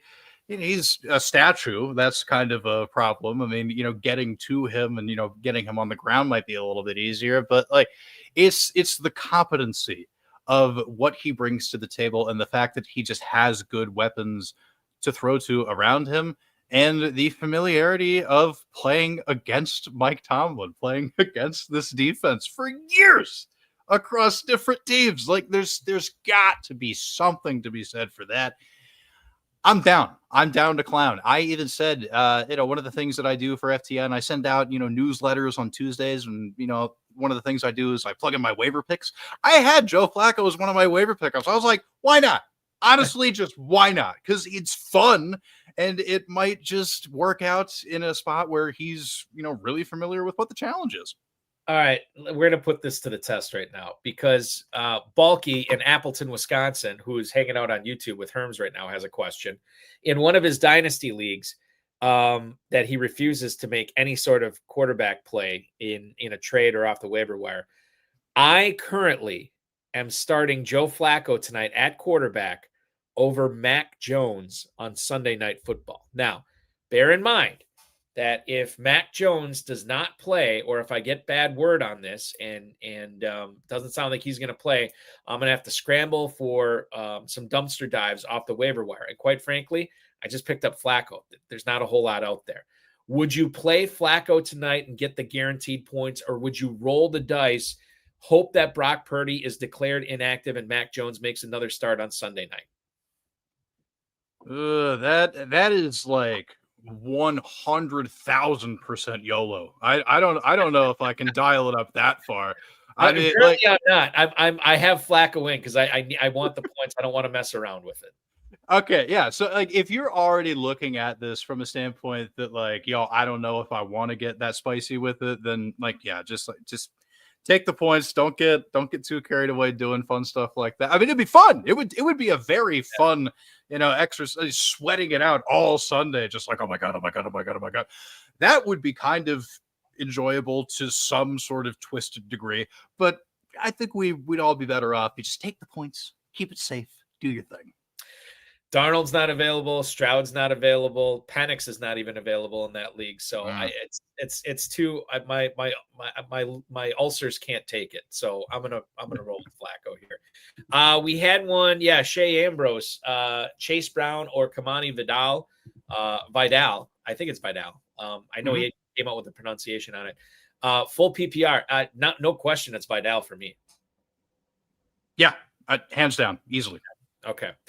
Let's do Taj Brooks versus Samaje Perine here. We've talked about Chase Brown a ton tonight. I want to move on. Brooks versus Perine. The guy behind the guy is important in 12-team, 20-man rosters like we see in high-stakes fantasy football with the FFPC. Who would you rather roster if you have that roster spot? Would you rather keep Brooks or Perine on your team? I mean, Perine's starting to sneak onto the field a little bit more. I mean, there's definitely something to be said for that. We haven't seen a ton out of Brooks. So just by virtue of like immediate path to opportunity, I would argue Perine. I don't have a dog in the fight. I would say probably Brooks, although you're right. The usage of Perine is maybe it is Perine because Taj Brooks is not trending in the right direction here. Osiris has a question on YouTube. This is a fun one, or maybe not so fun for Osiris given his situation. Do I trade Puka Nacua and DJ Moore for Rome Odunze and Rashee Rice? I'm 2-4, and these next two games are going to be rough without Puka Nacua. And quite frankly, there's no guarantee that it's just 2 games. We think it's just going to be 2 games, but it could be more. I like this deal for Osiris. I know you're giving up the best player in the deal, but you're 2-4. You can't fall too much further behind the rest of the teams in your league as far as playoffs go. So, yeah, to get a guy like Rashee Rice back, who I think is going to be a top 10 guy the rest of the season, Rome Odunze, who is flirting with top 10 status, I think this is a strong play to make, and I think you make it. What do you think, Herms? Yeah, I mean, the way I'm breaking it down in my head, if we just say for all intents and purposes, Puka and Rome Odunze are like relatively close in value. I mean, obviously not exactly the same, but same neighborhood, different streets, but same neighborhood at least. At that point, Rashee Rice over DJ Moore, yeah, 10 out of 10 times. Like in the aggregate, you're going to be getting the best collection of total points on a weekly basis from that duo, I think. So yeah, no, I definitely see that, especially like you're saying, like 2-4, you got to make some moves, dude. You got to get some guys that are out there and can contribute. And luckily, Odunze and Rashee Rice are 2 pretty good guys to have for exactly that purpose. I want to ask you about Tee Higgins before we get to Noah Fant. What do you make of what we saw last week? Did you see enough from Flacco that you're starting to trust Higgins even without Joe Burrow there? Yeah. So one of the fun things is that those 5 catches were season high for Tee Higgins. The 62 receiving yards, also a season high. And those 8 targets were tied for the most he's seen all year. That was kind of the whole thesis with Tee Higgins in the absence of Joe Burrow, is that he's very risky. There's no guarantee exactly what's going to be out there because, Jake Browning was just like, we could feel good about Jamar Chase, and that was about it. But with an experienced quarterback coming in, like we were saying before, not making stupid throws, having a decent command of what's going on, he can support multiple receivers. He is a professional quarterback. So, yeah, I am definitely down with that. The game has kicked off, so I apologize we didn't get to this Noah Fant discussion, but quite frankly, we didn't see a whole lot of Noah Fant questions, so it is what it is. Jaylen Warren, first play from scrimmage, catches a 4-yard pass from Aaron Rodgers, 2nd and 6 for the Steelers at their own 35 as we are underway for Fantasy Football Night in America with Thursday Night Football. Wheels up for Noah Fant. How do you feel about him right now? Knowing that Tanner Hudson's concussion protocol, I didn't look. I don't think he's active tonight. You have Mike Gesicki with the pectoral injury that's going to put him out for a while. What do you make of Noah Fant here? Again, tight end premium leagues. These are the players that we have to kind of figure out what's going on with them. Steven Yergalos, the fantasy soprano, was in here earlier, said that he's got Noah Fant starting in a lineup tonight. What do you think about Fant going forward, not only tonight, but until Gesicki at least gets healthy again? Yeah, I mean, he only ran a route on 43.5% of the Bengals pass plays last week, but like you were saying, that was with Hudson. So we can't really lean too much on that. And he did see a decent amount of, constant like looks coming his way. So there's something to it. I'm cautiously optimistic. And it's also a player that it's been a while for sure, but we've seen him be good at times in the past with multiple teams. There's a reason that Noah Fant is sticking around, folks. There's a reason he still gets paid the moolah to go play tight end out there for these professional teams. So I respect it. I definitely understand it. I'm not super comfortable with it, but I'm not going to push too hard against anybody who decided to take that chance. It's justifiable. Last thing I want to bring up here, Joe Burrow. I did cut him in a couple of redraft leagues just because I figured at the point he'd be able to help me. It just was not worth trying to finesse that roster spot all season.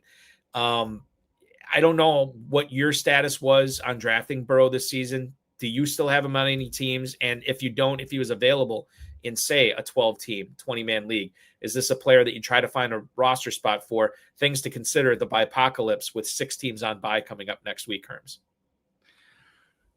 I'm hesitant because by the time he comes back, like we got a positive report on him today too, that he is still expected to come back mid-December. It's just that I'm nervous that even if we assume that's true, we're also still assuming that the Bengals are competitive and there's a reason for him to come back. You know what I mean? Because I think like that's what makes it so tough. They're already 2-4. We'll see what happens in this game. If they lose, let's just say they do 2-5. Like, okay, the playoff march is probably not going to end up happening. We're already staring down the barrel of a lost season anyway. I think it would kind of be pointless to bring him back. The cautious and probably prudent thing to do would just be telling like Joe, just stay at home. That's all good. If you want to show up, you want to stand on the sidelines, just get yourself in like a nice little tracksuit or something and be here with the guys. Like, cool, do that. But if I'm in charge of this franchise, I'm like, bro, you are not putting on a helmet again for the rest of the calendar year of 2025. We will see you in 2026. Just, stay away. But just on the off chance, like, yeah, if you are desperate and you just want to take a very fun dart throw and just like see what happens, just like Steph Curry from half court, like, sure. I mean, it could be fun. It might happen. So, but nothing that I would be banking on too hard. Yeah, I'm not that good of a fantasy manager. I can't pick up Joe Burrow in week 7 and try to keep him around to like week 16. It's not going to happen. You know what is happening? The Steelers offense is cutting up the Bengals right now. 3rd and 11, and Rodgers hits DK Metcalf deep down the right sideline for a 39-yard game down to the Cincy 31, and Jalen Warren has taken over since then. 3 consecutive carries, one for 7 yards, 1 for 10 yards, and 1 for 4 yards. So Jalen Warren obviously looking really good tonight, as is Metcalf with 60 combined yards between the two of them. Bengals now fighting to keep the Steelers out of the end zone. Pittsburgh has it 2nd and 6 from the Cincinnati 10-yard line. Last thing I want to bring up in regards to Thursday night football, Herms, do you ever feel like you're breaking ties against starting players on Thursday night football because of the short week? We have seen some good Thursday night games. We've also seen some clunkers. There's a narrative out there that these players just aren't ready to play on Thursday, and you'd much rather play guys on Sunday rather than Thursday. Does that ever come into your mind where like, it's a short week, I'm going to bench this guy when I'm deciding between two guys that are so close in my mind? How much does that play into the tiebreaker aspect? I'd like to say it doesn't play in too much, but if I really just like looked back at like the history of the lineup decisions that I make, and I looked at it on that very granular level, I think evidence would bear out that I am very frequently leaning toward the guys on Sunday. Just because, like, yeah, like the Thursday night football game is a goat rodeo. You have no idea what's going to happen in some of these games unless it's between two teams that are like kind of like equally iffy, and you think it's just going to be a high scoring affair because of like common incompetency on both sides. Like, there's something to that, but like, yeah, if it's just like two pretty good teams, not a ton of electricity, a ton of injuries, the whole thing. Like my whole thing is just like, it's a headache. I want more time to think about this stuff. And I have more time to think if it's on Sunday versus if it's on Thursday. So just buying myself the mental space to actually make decisions is more valuable to me than most anything else. So like, yeah, I think about it a lot. You bought yourself some mental space. Aaron Rodgers bought himself some time to throw one play after he throws a incomplete pass to Connor Hayward in the far left corner of the end zone that just glanced off his hands. Rodgers has all day to throw, finds Jonnu Smith in the end zone for a 10-yard score. The Chris Boswell extra point is good, and the Steelers have taken a 7-0 lead as they take the opening kickoff down. 10:51 to go in the first quarter. They have gone to break on Prime Video. We're going to take a quick break here. We'll be back before they are. When we come back, we're going to talk about plenty of starts or sits that are facing you this week. Let's talk about Kareem Hunt, who's seemingly still staying alive in Kansas City. Let's talk about Matthew Golden. I want to bring up Kyle Pitts, as well as we have a fun Drake May starter sit too. That's going to be a lot of interesting conversation is going to come up both in the chat room and with Herms from FTN Fantasy and of course Fantasy Points at @CH_Herms on the X. I'm Eric Balkman. You're watching FFPC Insider Access on the Better Sports Network. Don't go anywhere. So much more to go for you.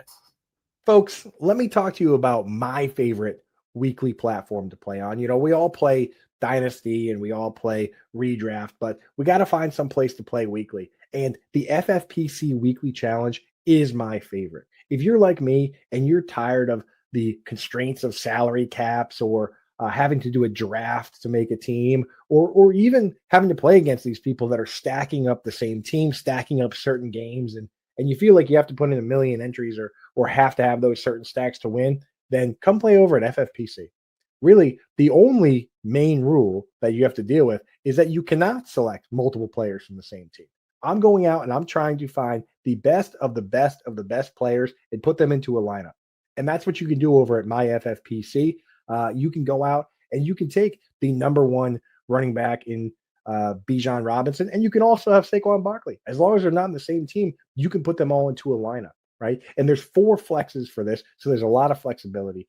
There's 2 different contests, one that has kickers and defenses, one that's just position players. Then you also have a bunch of different price points you can play at, $35, $100, or $200 buy-in, and you're going out and you're just picking the absolute chalk plays, maybe sneaking in a little bit of a sleeper there, somebody that you think can really blow up that week, and that's how it works. It's one of the best contests out there for the sharpest gamers, and when you win on the FFPC, people take notice. That is where the best high-stakes games are. That's where the best experts play, and that's where I play because I want to be an FFPC champion and put that title on me, put the money in my pocket, and put that in my bio. FFPC champion, and the FFPC weekly contest is the best place to play during the season. It is the best place to go to, myffpc.com, your home for the FFPC Weekly Challenge. No draft, no salary cap. Just pick your 10 or 12 players that you want to go with. Watch them ride throughout the weekend. If you want Jordan Mason, you cannot have Justin Jefferson. If you want Kenneth Walker, you can't have Jackson Smith and Jigba. Only one player per NFL team. Went up to $2,500, 10, 30, and 100-team contests over at myffpc.com. Over at FantasyPoints.com and FTNFantasy.com, you're going to find this guy, CH Herms, joining me on the show tonight, co-hosting, watching his Steelers take a 7-0 lead. They have now resumed play. Chase Brown getting the first play from scrimmage, a 2-yard carry up to the 29, under 11 minutes to go in the first quarter. The Steelers lead the Bengals here 7-0. Starter sits are important every single week, but I think as we get deeper into the season, they become more and more important. Herms, I think you'd agree with that as well. And we will kick things off with our starter sit segment tonight with the 2 players I just mentioned in that little quick read, Jordan Mason and Kenneth Walker. Who would you rather play between these two? Kenneth Walker going up against the Houston Texans at home on Monday night. Jordan Mason taking on that Philadelphia Eagles defensive front, at home at least, in Minnesota. Yeah, I mean, it's a tough matchup for the Vikings for sure, but I just have such a hard time with the Seattle backfield. I am somebody who spent a lot of, especially August, really getting behind the whole Ken Walker and the Clint Kubiak offense is going to be great, guys. I think he's going to be super fun. But the fact that they just keep giving it to Zach Charbonnet is, it's so frustrating, man. I can't do it. I just can't do it. It's super annoying. I wrote about it in my most recent weekly usage report for FTN. Breaking down all of that on this show right now would just take way too long, but definitely go check it out if you want. Yeah, dude, Jordan Mason is the man. I think that is probably the direction that I'm going to go. I'll be interested to see who plays quarterback, though. I think that's actually going to influence a little bit, how optimistic I am if it's going to be McCarthy or Wentz, but just in a vacuum, I am far more trustworthy of Mason. So if you are starting Mason, who do you want to play quarterback for Minnesota, Wentz or McCarthy? At this particular point in time, I would rather it just be Wentz, just because, he's probably the healthiest. And also, I love a revenge narrative. There's always something fun about that. I want to see him do his best to go out there and beat his old team. I think it would be both for fantasy purposes and for amusement purposes, the best thing that could possibly happen. No Aaron Jones too, right? Whereas you just mentioned that Charbonnet still gumming up the works with Kenneth Walker. I think I'm with you. I think it's Mason here. After a sack of Joe Flacco on 3rd and 14, he hits Tee Higgins over the middle for 18 yards on a first down. We've had Chase Brown, another carry for 4 yards, and now he goes deep again to Higgins. However, this one incomplete. The Bengals now 3rd and 6 with 8:15 to go in the first quarter, ball on their own 45-yard line. July is on YouTube right now. July just traded Josh Jacobs and CeeDee Lamb in exchange for Jackson Smith-Njigba and Devon Achane. Bad trade?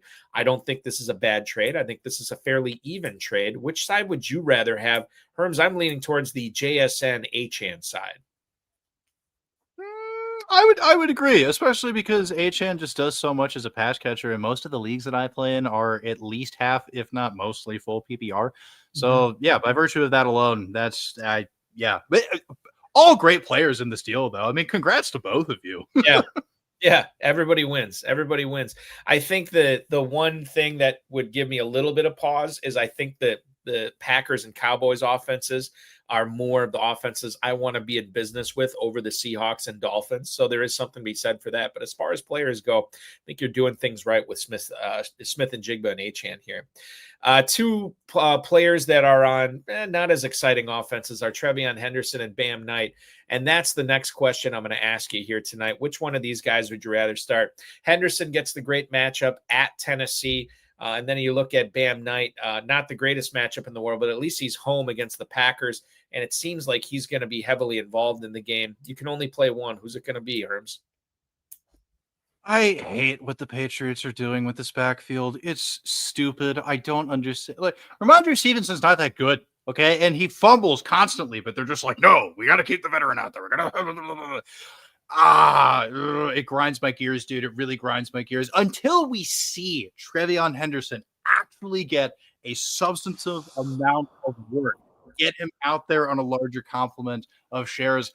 I'm not going to feel that good about starting him against most running backs for the most, not just this week, but like, again, I got to see that first before I'm answering TreVeyon Henderson. Do you, what's the more frustrating running back? Beg your pardon. What's the most frustrating backfield for fantasy right now? Or which is more frustrating, Seattle or New England?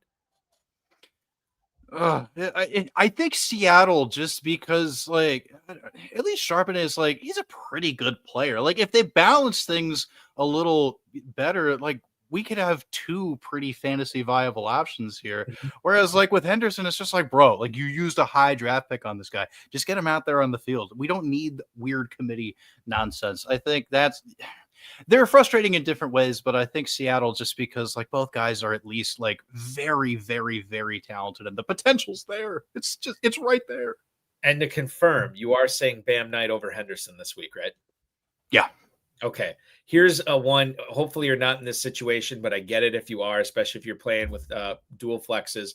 RJ Harvey is at home against the Giants this week, and Kareem Hunt is also at home against the Raiders. If you are deciding between these two, who's the better play in week 7 between Harvey and Hunt?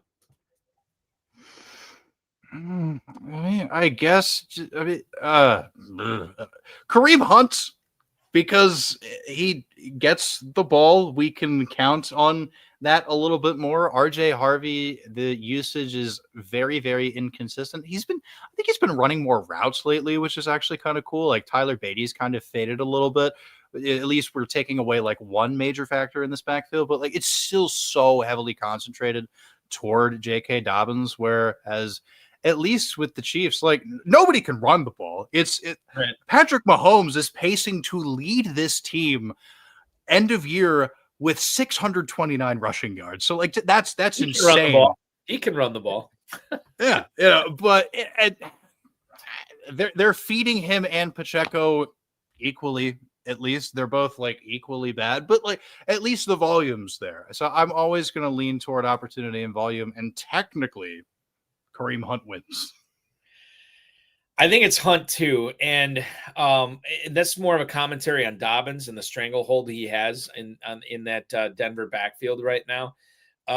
It just seems like every time I watch the Chiefs, and this is the eye test, I don't have any analytics or anything to back it up. It just always seems like Hunt is getting the ball. And he is, for whatever reason, I mean, he's not doing a ton with it, but the volume is there.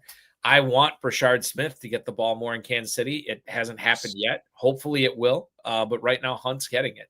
The Steelers are getting it too. In fact, they just got the ball back. 3rd and 6, a completed pass to Jamar Chase is not enough. It just goes for 2 yards. Pittsburgh ends up receiving the punt. They get the ball. They start the drive at their own 26, I believe. Yes. Jalen Warren, an 11-yard run, and then another DK Metcalf catch, this time 7 yards, and the Steelers are cooking already near at midfield, 2nd and 3 from their own 44, 6:57 to go in the first, and Warren and Metcalf are looking like they're going to have big nights, Herms. And quite frankly, if the score keeps up, you might have a big night being a Steelers fan as well. Hey, you love to see it, folks. You really do. Aaron Rodgers looking good too, 4-6 for 60 yards and a touchdown. Let's shift over to wide receivers. This is one that, it seems like and like all my fantasy shows, I always bring this up. Well, here's a question you'd never have asked yourself in August or early September, but yet here we are. In week 7, in 2025, are you playing A.J. Brown at Minnesota or Wan'Dale Robinson at the Denver Broncos, Herms? Yeah, as we all drew it up, of course. Yes, this is definitely the debate that we were planning to have at this point. I'm trusting the process with AJ Brown just because, I don't know. The offense is weird. I'm not a big fan of Kevin Patullo as offensive coordinator. I think there's just a complete lack of creativity in this Philly offense versus when it was under Kellen Moore, but he gets a ton of looks. And the other thing that I like Wan'Dale Robinson a lot. I think that he's going to have an opportunity to be a really good short area safety valve for Jaxson Dart in this game, because he's probably going to be facing a lot of pressure coming from this defense. They're going to get after him a lot. They're going to exploit his inexperience for sure. But I think Dart's probably going to turn more of those situations into scrambles than he is checkdowns. So I think that makes Wan'Dale just a little bit more risky. So I'm going to go with Brown. We'll get to A.J. Brown in a second. It looks like there was some confusion out there between Aaron Rodgers and Jalen Warren. Jalen Warren thought the flea flicker was on, so he flicked the ball back to Rodgers, who promptly threw it at the feet of Jonnu Smith and then dressed down Jalen Warren after the play. So certainly Warren did not do what Rodgers wanted him to do. And then on 3rd down, it's an incomplete pass down the left sideline to Jonnu Smith. The Steelers have punted. The Bengals are taking it over at their own 17-yard line, 5:58 to go in the first quarter. Speaking of A.J. Brown, Herms, we got a question here from VC Rides. Should VC Rides trade A.J. Brown and Zay Flowers, and in exchange, VC Rides gets back George Pickens and Stephon Diggs? I think there's a lot of warts with all 4 of these players. We know the usage problems that A.J. Brown's been having. We know that Zay Flowers is not fully healthy. We know Lamar Jackson is hurt. We hope he's back after the bye, but we don't know for sure. George Pickens obviously is getting CeeDee Lamb back to play on the opposite side of him. Maybe that's good. Maybe that's bad. And then Stephon Diggs, a guy that, God, he showed out so good against Buffalo, but for the majority of the rest of the season has kind of been a no-show. So I don't really know if I'm leaning one particular way on this. Maybe you could shed some insight.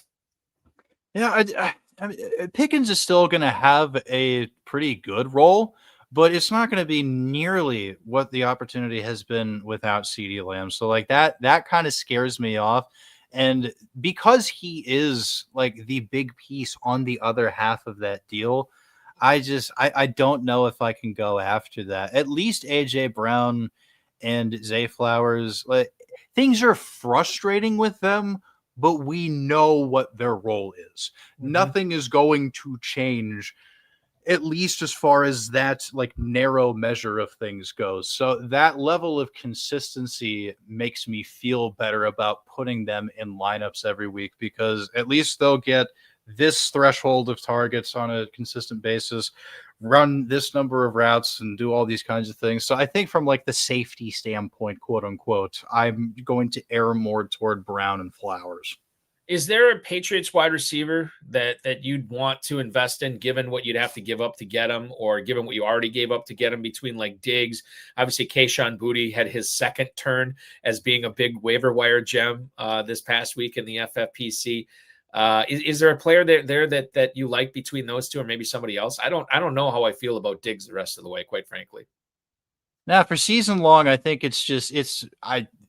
chasing the box scores every single week is basically the best you can do, and that's not a particularly good practice. Like they spread it around so much. Like it's a surprisingly good offense that they're trotting out there in New England. Like they do deserve a lot of credit, even with the run game being as frustrating as it is. But like, no, because there's a different guy so often, we would need to see somebody at least consistently demonstrate for maybe a string of like, maybe 3 games in a row or something before I'd even be comfortable with anything like that. But like from a dynasty standpoint, at least, I'm still going with Kyle Williams, their third round draft pick. I think I'm still in that business, but for season long, I don't know, hands off.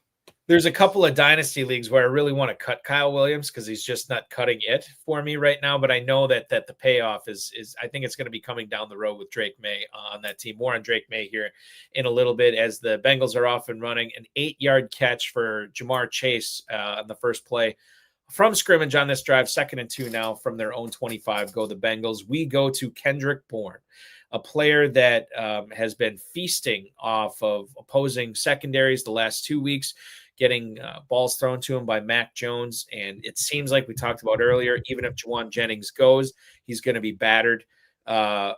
Ricky Pearsall doesn't sound like he's likely to go. Are you willing to bet on Bourne for a 3rd consecutive week, Herms, if your other choice is Jameson Williams in what should be a high-scoring game in Detroit against the Buccaneers?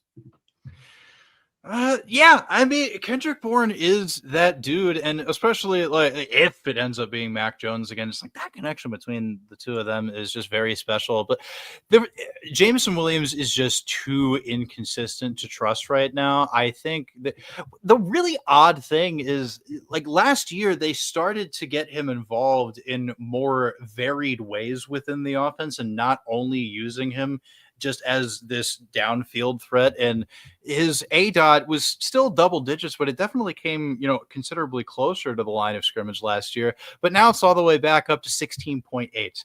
Like they're demonstrating we view Jameson Williams in this very pigeonholed sense, and we're not going to give him consistent targets throughout the year. And it's just, guessing which week is the Jameson Williams week is such a tough thing to do. I'm trying not to mess with him in any sort of lineup setting formats. He's really frustrating. It's very disappointing considering the growth that he showed last year. There was a pocket of receivers. I've talked about this a lot on this show and others. There's a pocket of receivers I was really targeting this year, and it was Jameson Williams, George Pickens, Jerry Jeudy, Calvin Ridley. And I felt like all 4 of those guys are going too low. And 7 weeks into the season or 6 weeks into the season, it sure seems like one of those guys was too low, but the other 3, not so much. And maybe they're going too high as well. So I'm paying the price on that right now. The Bengals are moving the ball here. You got a Pirine 5-yard carry, and then Flacco throws it to Fant for 8 yards. So now 1st and 10, they're in Pittsburgh territory, 4.5 minutes to go in the first quarter. The Jameson Williams thing, I bought into this as well. The reporting on the new offensive coordinator, John Morton, that he wanted to throw the ball downfield more, that this would be more Jameson Williams offense rather than Amon-Ra St. Brown's. I shouldn't have drank that Kool-Aid because clearly that has not been the case with St. Brown having a baller season so far. A guy that I think many people drank the Kool-Aid on, myself included in a couple leagues, but not a ton for the stuff I talked about in regards to Packers receivers earlier.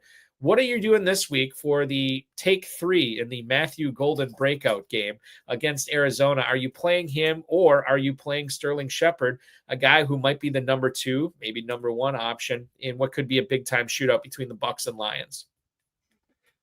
I think I'm going toward Golden just because I think the primary beneficiary of all of these injuries on the Buccaneers so far over the past couple of weeks has been tight end Cade Otton.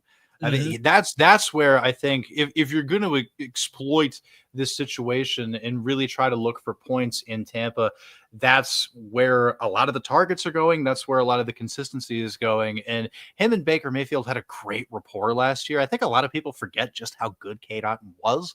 So, even though that technically doesn't have anything to do with Sterling Shepard directly, in an indirect fashion, if they're linking on to a different player, that just shatters any sort of confidence that I would have in Sterling Shepard. So I get why people are interested in Shepard. I think that there's definitely appeal to it in deeper formats. He's somebody that I have him on some dynasty league benches and I'm just plugging him into flex spots on the end of rosters because warm bodies at this point in the season, sometimes you got to throw them out there. But just between these two, I'm sticking with Golden. It's going to happen. I feel good about it at some point. He's a very talented player, and I think his skill set matches really well with what this offense wants to do. I will say he had 5 touches last week from scrimmage, and he turned it into over 100-plus scrimmage yards. So there is something to be said for Golden. I think it could be this week. Doesn't sound like Christian Watson is ready to come back yet. He certainly could come back this week. But I think once Watson comes back, the thing that you have to be worried about is trying to figure out how much Golden's going to be on the field with both those players representing a significant speed element. And I know Matt LaFleur wants to use them both together, but I know there's going to be times they're not going to be used both together as well. You mentioned Cade Otton. Let's talk about it here. Cardio Cade Rotten in a spot here tonight, this weekend, I should say, on Monday Night Football, where he should smash. No Egbuka, we think. No Godwin for sure. He's already been ruled out. So this should be a Cade Otton game. But if you have Hunter Henry, who has been kind of hit or miss so far this season, who would you pick here? Because when Hunter Henry hits, he usually hits big time. And Otton still might be dealing with the return of Mike Evans as well. Higher total, obviously, in that Buccaneers game. So there's a lot to unpack with this Henry versus Otton decision. Yeah, it's a tough one. I don't envy anybody that has to make this decision because it's not an easy one for sure. But ultimately, I think even with the return of Mike Evans, especially with his history, man, be cautious with that hammy. We don't know if he's going to get a full complement of routes immediately coming out of this. And like you said, it's just the high scoring nature of this is going to be so hard to ignore. You're going to want pieces of this game. So just on that alone, I'm going to keep it with Cade Otton. But Henry is a fun play every week, like you said, this Patriots offense is shockingly good. And he is somebody that really gets a lot of attention from Drake May more often than not. Even with the high total, I think I go Henry here. It's close, obviously. Otherwise, I wouldn't have asked you. But Henry against the Titans this week, this could be a big time game where Vrabel goes in and just absolutely destroys his former team. And Hunter Henry could be a big part of that. 2 players that I think have underwhelmed the last few weeks, TJ Hockenson and Kyle Pitts are up next. This is important for tight end premium leagues because obviously you want to make sure that you're exhausting all possibilities at your flex position, which you have 2 of them in the FFPC.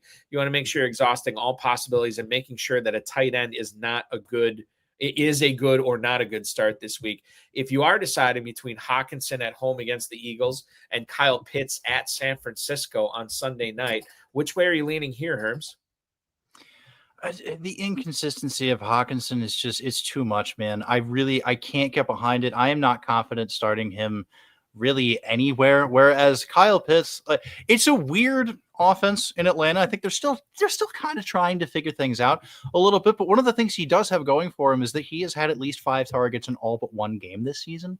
And the one game where he didn't, it was 4. So like there's a role. There's something that we can at least feel good about, knowing the ball's going to go his way. They're looking at him. They're specifically going out of their way to target him. I got to chase the comfortable nature of that. I think like Kyle Pitts at this point, he's just like a nice little pair of sweatpants. It's just you slide that on. It's like, oh, this is cozy. I think that's where we're at. And it's going to get cozier with no Fred Warner, too, chasing him and chasing Bijan Robinson down on Sunday night with him out for the year with a significant leg injury. I'm with you. I think it's Pitts. I don't trust Hockenson. I trust him even less if J.J. McCarthy is in that game as well. So I think Hockenson is quickly falling to the irrelevant portion of tight ends. And Kyle Pitts could still be making some waves in a decent matchup this week. A player that was drafted as like a top 6, or by the way, I'm getting back to the game. I don't want to keep you hanging on this. There was fair catch interference called on the Cincinnati Bengals punt. This was after Yoshivas could not come up with a third down catch. The Bengals had to punt it despite a fairly good drive that they had going into Steelers territory.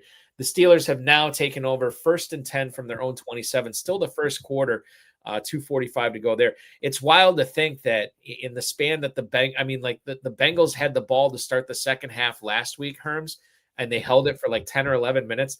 They've already had 2 possessions in this quarter, and there's still 2 minutes to go, which is really, it's a weekly game, man. It's a weekly thing in the NFL for sure.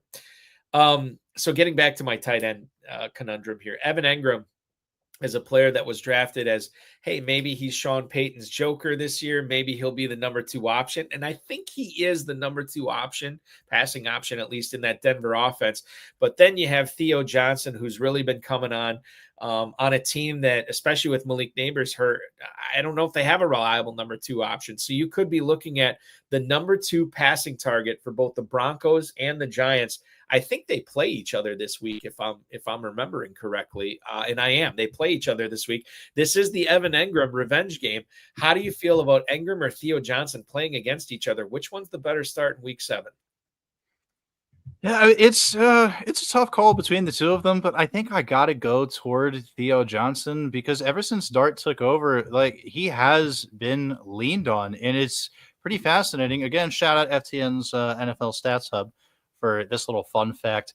Wan'Dale Robinson and Theo Johnson are the only primary pass catchers to have a route participation rate above 60% in these 3 games that Jaxson Dart has been out there. Cam Scadabo's, hovering around there like 64.6%. But yeah, the next closest primary pass catcher in route participation in this span is Jalen Hyatt at 53.1%. So it's very much Wan'Dale and Theo Johnson that are being leaned on for this. And I think, like listeners and viewers are starting to pick up a little theme here. Herms likes to lean on the tight ends that get a little bit more of the volume, more of the involvement. I like that floor. I like establishing that baseline, and I just feel like Theo Johnson has that, and I'm always going to default in that direction. I just feel like it makes sense in a position like you've done fantasy football and covered it and wrote about it, done content with it for years, Herms. You know this. It's one of the most unpredictable positions, not only from a week-to-week standpoint, but from a year-to-year standpoint. Like, you just never know. And I think, honestly, if there's been a metric developed out there that can predict tight end production, I don't know what it is, number one, but if there is one, it might just be volume.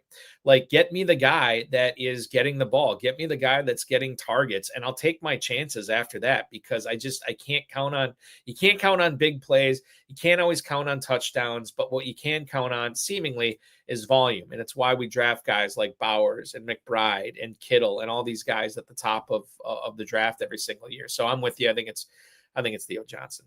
They've come to the end of the first quarter in Cincinnati. Pittsburgh facing a 3rd and 4 from the Bengals 43. Jaylen Warren gets another catch. You had a Kenny Gainwell, a couple of runs in there for 11 yards. So And I think it was a Jonnu Smith catch for 9 yards in there as well. And Roman Wilson making an appearance on a 4-yard catch as well. So good stuff there. 3rd and 4 from the Cincinnati 43 as they move to the second quarter. We move to the quarterback portion of Starter Sit here tonight. And I'm not saying a lot of teams have this, but I do know some of them have it, Herms. This is a really fun quarterback duo to have on your team until you have to make a decision on it. And it's a tough decision this week. Drake May is at Tennessee. Baker Mayfield's at Detroit. Both of these guys should be ballers this week. Which one do you think is going to ball out most? Man, I don't envy anybody that has to make this choice because, man, I mean, a great problem to have, though. Like, definitely a very good situation to be in as far as that goes. But, yeah, I like what you were saying earlier about this concept of Mike Vrabel just coming in and just, like, really sticking it to his former employer. But I think the risk with that is that, like, they could put it away early and then just, like, lean on the ground, drain the clock in the second half, just kind of do it that way. Whereas at least with the Bucs in this game, I think it's going to be pretty big back and forth. And, you know, especially talking about balling out, like Baker Mayfield, at least, look, if I had an MVP vote, which I don't, so far through this season, like Baker Mayfield, dude, he is electric, especially at the end of games when it really gets down to brass tacks. This dude has ice in his veins, man. Like, I swear, Baker Mayfield, it doesn't even matter who's out there. I'm not even worried about the fact that a lot of these receivers are hurt because he's just playing on that different level of just football right now. So by virtue of that alone and the fact that I think it's going to be a more competitive affair between the two, it will force Baker Mayfield to be throwing it a lot more often. So that's what I'm going to do. But again, great problem to have. He was throwing it to no names last year too. When Evans and Godwin got hurt, he was throwing it to guys like Sterling Shepard and all these other players that really have been just become also rans or never was. Is Mayfield just keeps churning it out. To your point, when you look at both of these matchups, 42.5 is the point total on that Patriots-Titans game. Patriots are 7.5 point favorites, so you would think it would probably be a Stevenson-Henderson type game. If you flip it over to the Buccaneers and Lions, 52.5 is the total on that game, and the Bucs are 5.5 point dogs, so it could set up for a positive game script for Mayfield. Plus, he gets Mike Evans back probably this week as well. I'm with you. I think it's Mayfield. Jared Goff turns into Superman every time he's playing at home. And as we just mentioned, he is facing those Tampa Bay Buccaneers at home this week. Doesn't really matter for game script for Detroit. We know that when Ben Johnson faced his old team, the Lions just stuck it to him and they just kept piling up the points. And so even if the Lions are up big in this game, Dan Campbell doesn't know how to take his foot off the gas. So I'm not worried about that as far as Goff goes. Justin Herbert is in a battle this week, essentially maybe for who gets the number one seed in the AFC, as bizarre as that is to say, and with apologies to your Pittsburgh Steelers. His 4-2 Chargers are hosting the 5-1 Colts. Total on that's pretty high too, 48.5. This is another one I'm torn on. Goff versus Herbert this week, man.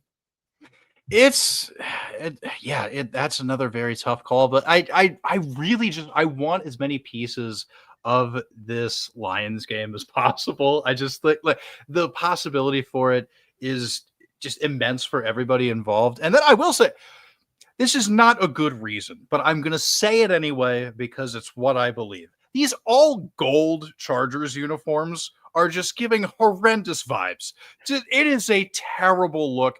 And just like if I have to like watch and I want to see what's going on with my fantasy quarterback, I would rather not subject myself to that much yellow on my screen. So just like, again, it's a completely vibes-based answer, but I'm going to go with Goff because at least it'll be easier to look at. I think we're at the portion of the program where we have run out of reasons, at least sensical reasons on why we need to be starting these players.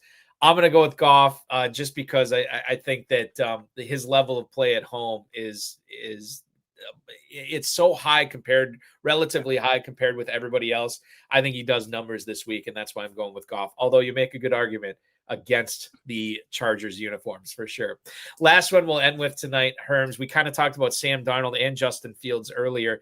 Are the legs and the big play capability of Fields enough to say, I'm going to start him this week against Carolina over Darnold against the Texans, or do you feel differently? I mean, it's definitely tough, but like the Texans are a pretty good defense. So because that matchup is a little bit more stiff, I'm gonna go toward Justin Fields. And as I've said multiple times throughout the show, like quarterbacks who run the ball are like that is a very big thing that I weight into my calculus when I'm making these kinds of decisions. So the fact that Fields is probably going to contribute on the ground to just boost that floor is super chill. And I think it's a good spot to bounce back too. I think it's a pretty good matchup to get right. Fields has already looked like an unbelievable top 5 quarterback once this season, and then he looked unplayable last week. He's going to lie somewhere in the middle this week. I think he puts up enough with his arm that his legs are going to I think he puts up enough with his legs that his arm will get it done enough for you. So I'm going to roll with Fields over Darnold here this week as well. Just the big play capability is what you're looking for. It's what NFL teams are looking for as well. So I roll with Fields here. Update on the game. We saw Jalen Warren and Kenneth Gainwell each start off the second quarter with a pair of 3-yard runs. Jonnu Smith gets a 9-yard catch and then another 9-yard catch from Aaron Rodgers to one Scotty Miller. The Steelers are driving here, 2nd and 1 from the Cincinnati 18, 13 minutes to go in the second quarter. Hit us once again, Herms. I know it feels like we did this already because we did, but we did it 2 hours ago. The best place to follow all of your content for FTN Fantasy, for Fantasy Points this season, and your podcast, where do you want to direct everybody to go? So look for the Crossing Routes podcast, Spotify, Apple Podcasts, anywhere it comes out, you can find that. I have a weekly article at ftnfantasy.com that drops Wednesdays, and I have a weekly article at fantasypoints.com that drops Thursdays. So on those days, just go to the websites, look for my name, and see what I have to say. I do a lot of stuff for experienced players and a lot of stuff for beginners. I cover the whole thing, and that's your boy, CH Herms. At CH_Herms on the X. Herms, always a pleasure, man. We'll do this again sometime. Good luck to your Steelers the rest of this game. Good luck to you, and keep up the great work for your content that you've been creating for all of us too. We really enjoy it, and have an excellent evening watching Thursday Night Football. Oh, for sure. Thank you so much for having me. Absolutely. MyFFPC.com is where to go for the FFPC weekly challenge. No draft, no salary cap, just pick 10 players. Thursday night challenge closed, but the Sunday morning challenge still open. Win up to $2,500, 10, 30, and 100 team contest available. 1 player per NFL team. MyFFPC.com is where to go for that. I want to thank CH Herms, our producer, Sean Engel. We'll be back at 7 o'clock next Thursday with 4 for 4's Connor Allen for the Vikings and Chargers. Don't forget, early morning kickoff, 9:30 a.m. Eastern time on Sunday from London. Rams and Jaguars. Submit those lineups early on, late on Saturday or early on Sunday. Just get them done so you're not left in the lurch. For our producer, Sean Engel and CH Herms, I'm Eric Balkman. This has been FFPC Insider Access on the Better Sports Network. Enjoy the game, everybody. Talk with you next week.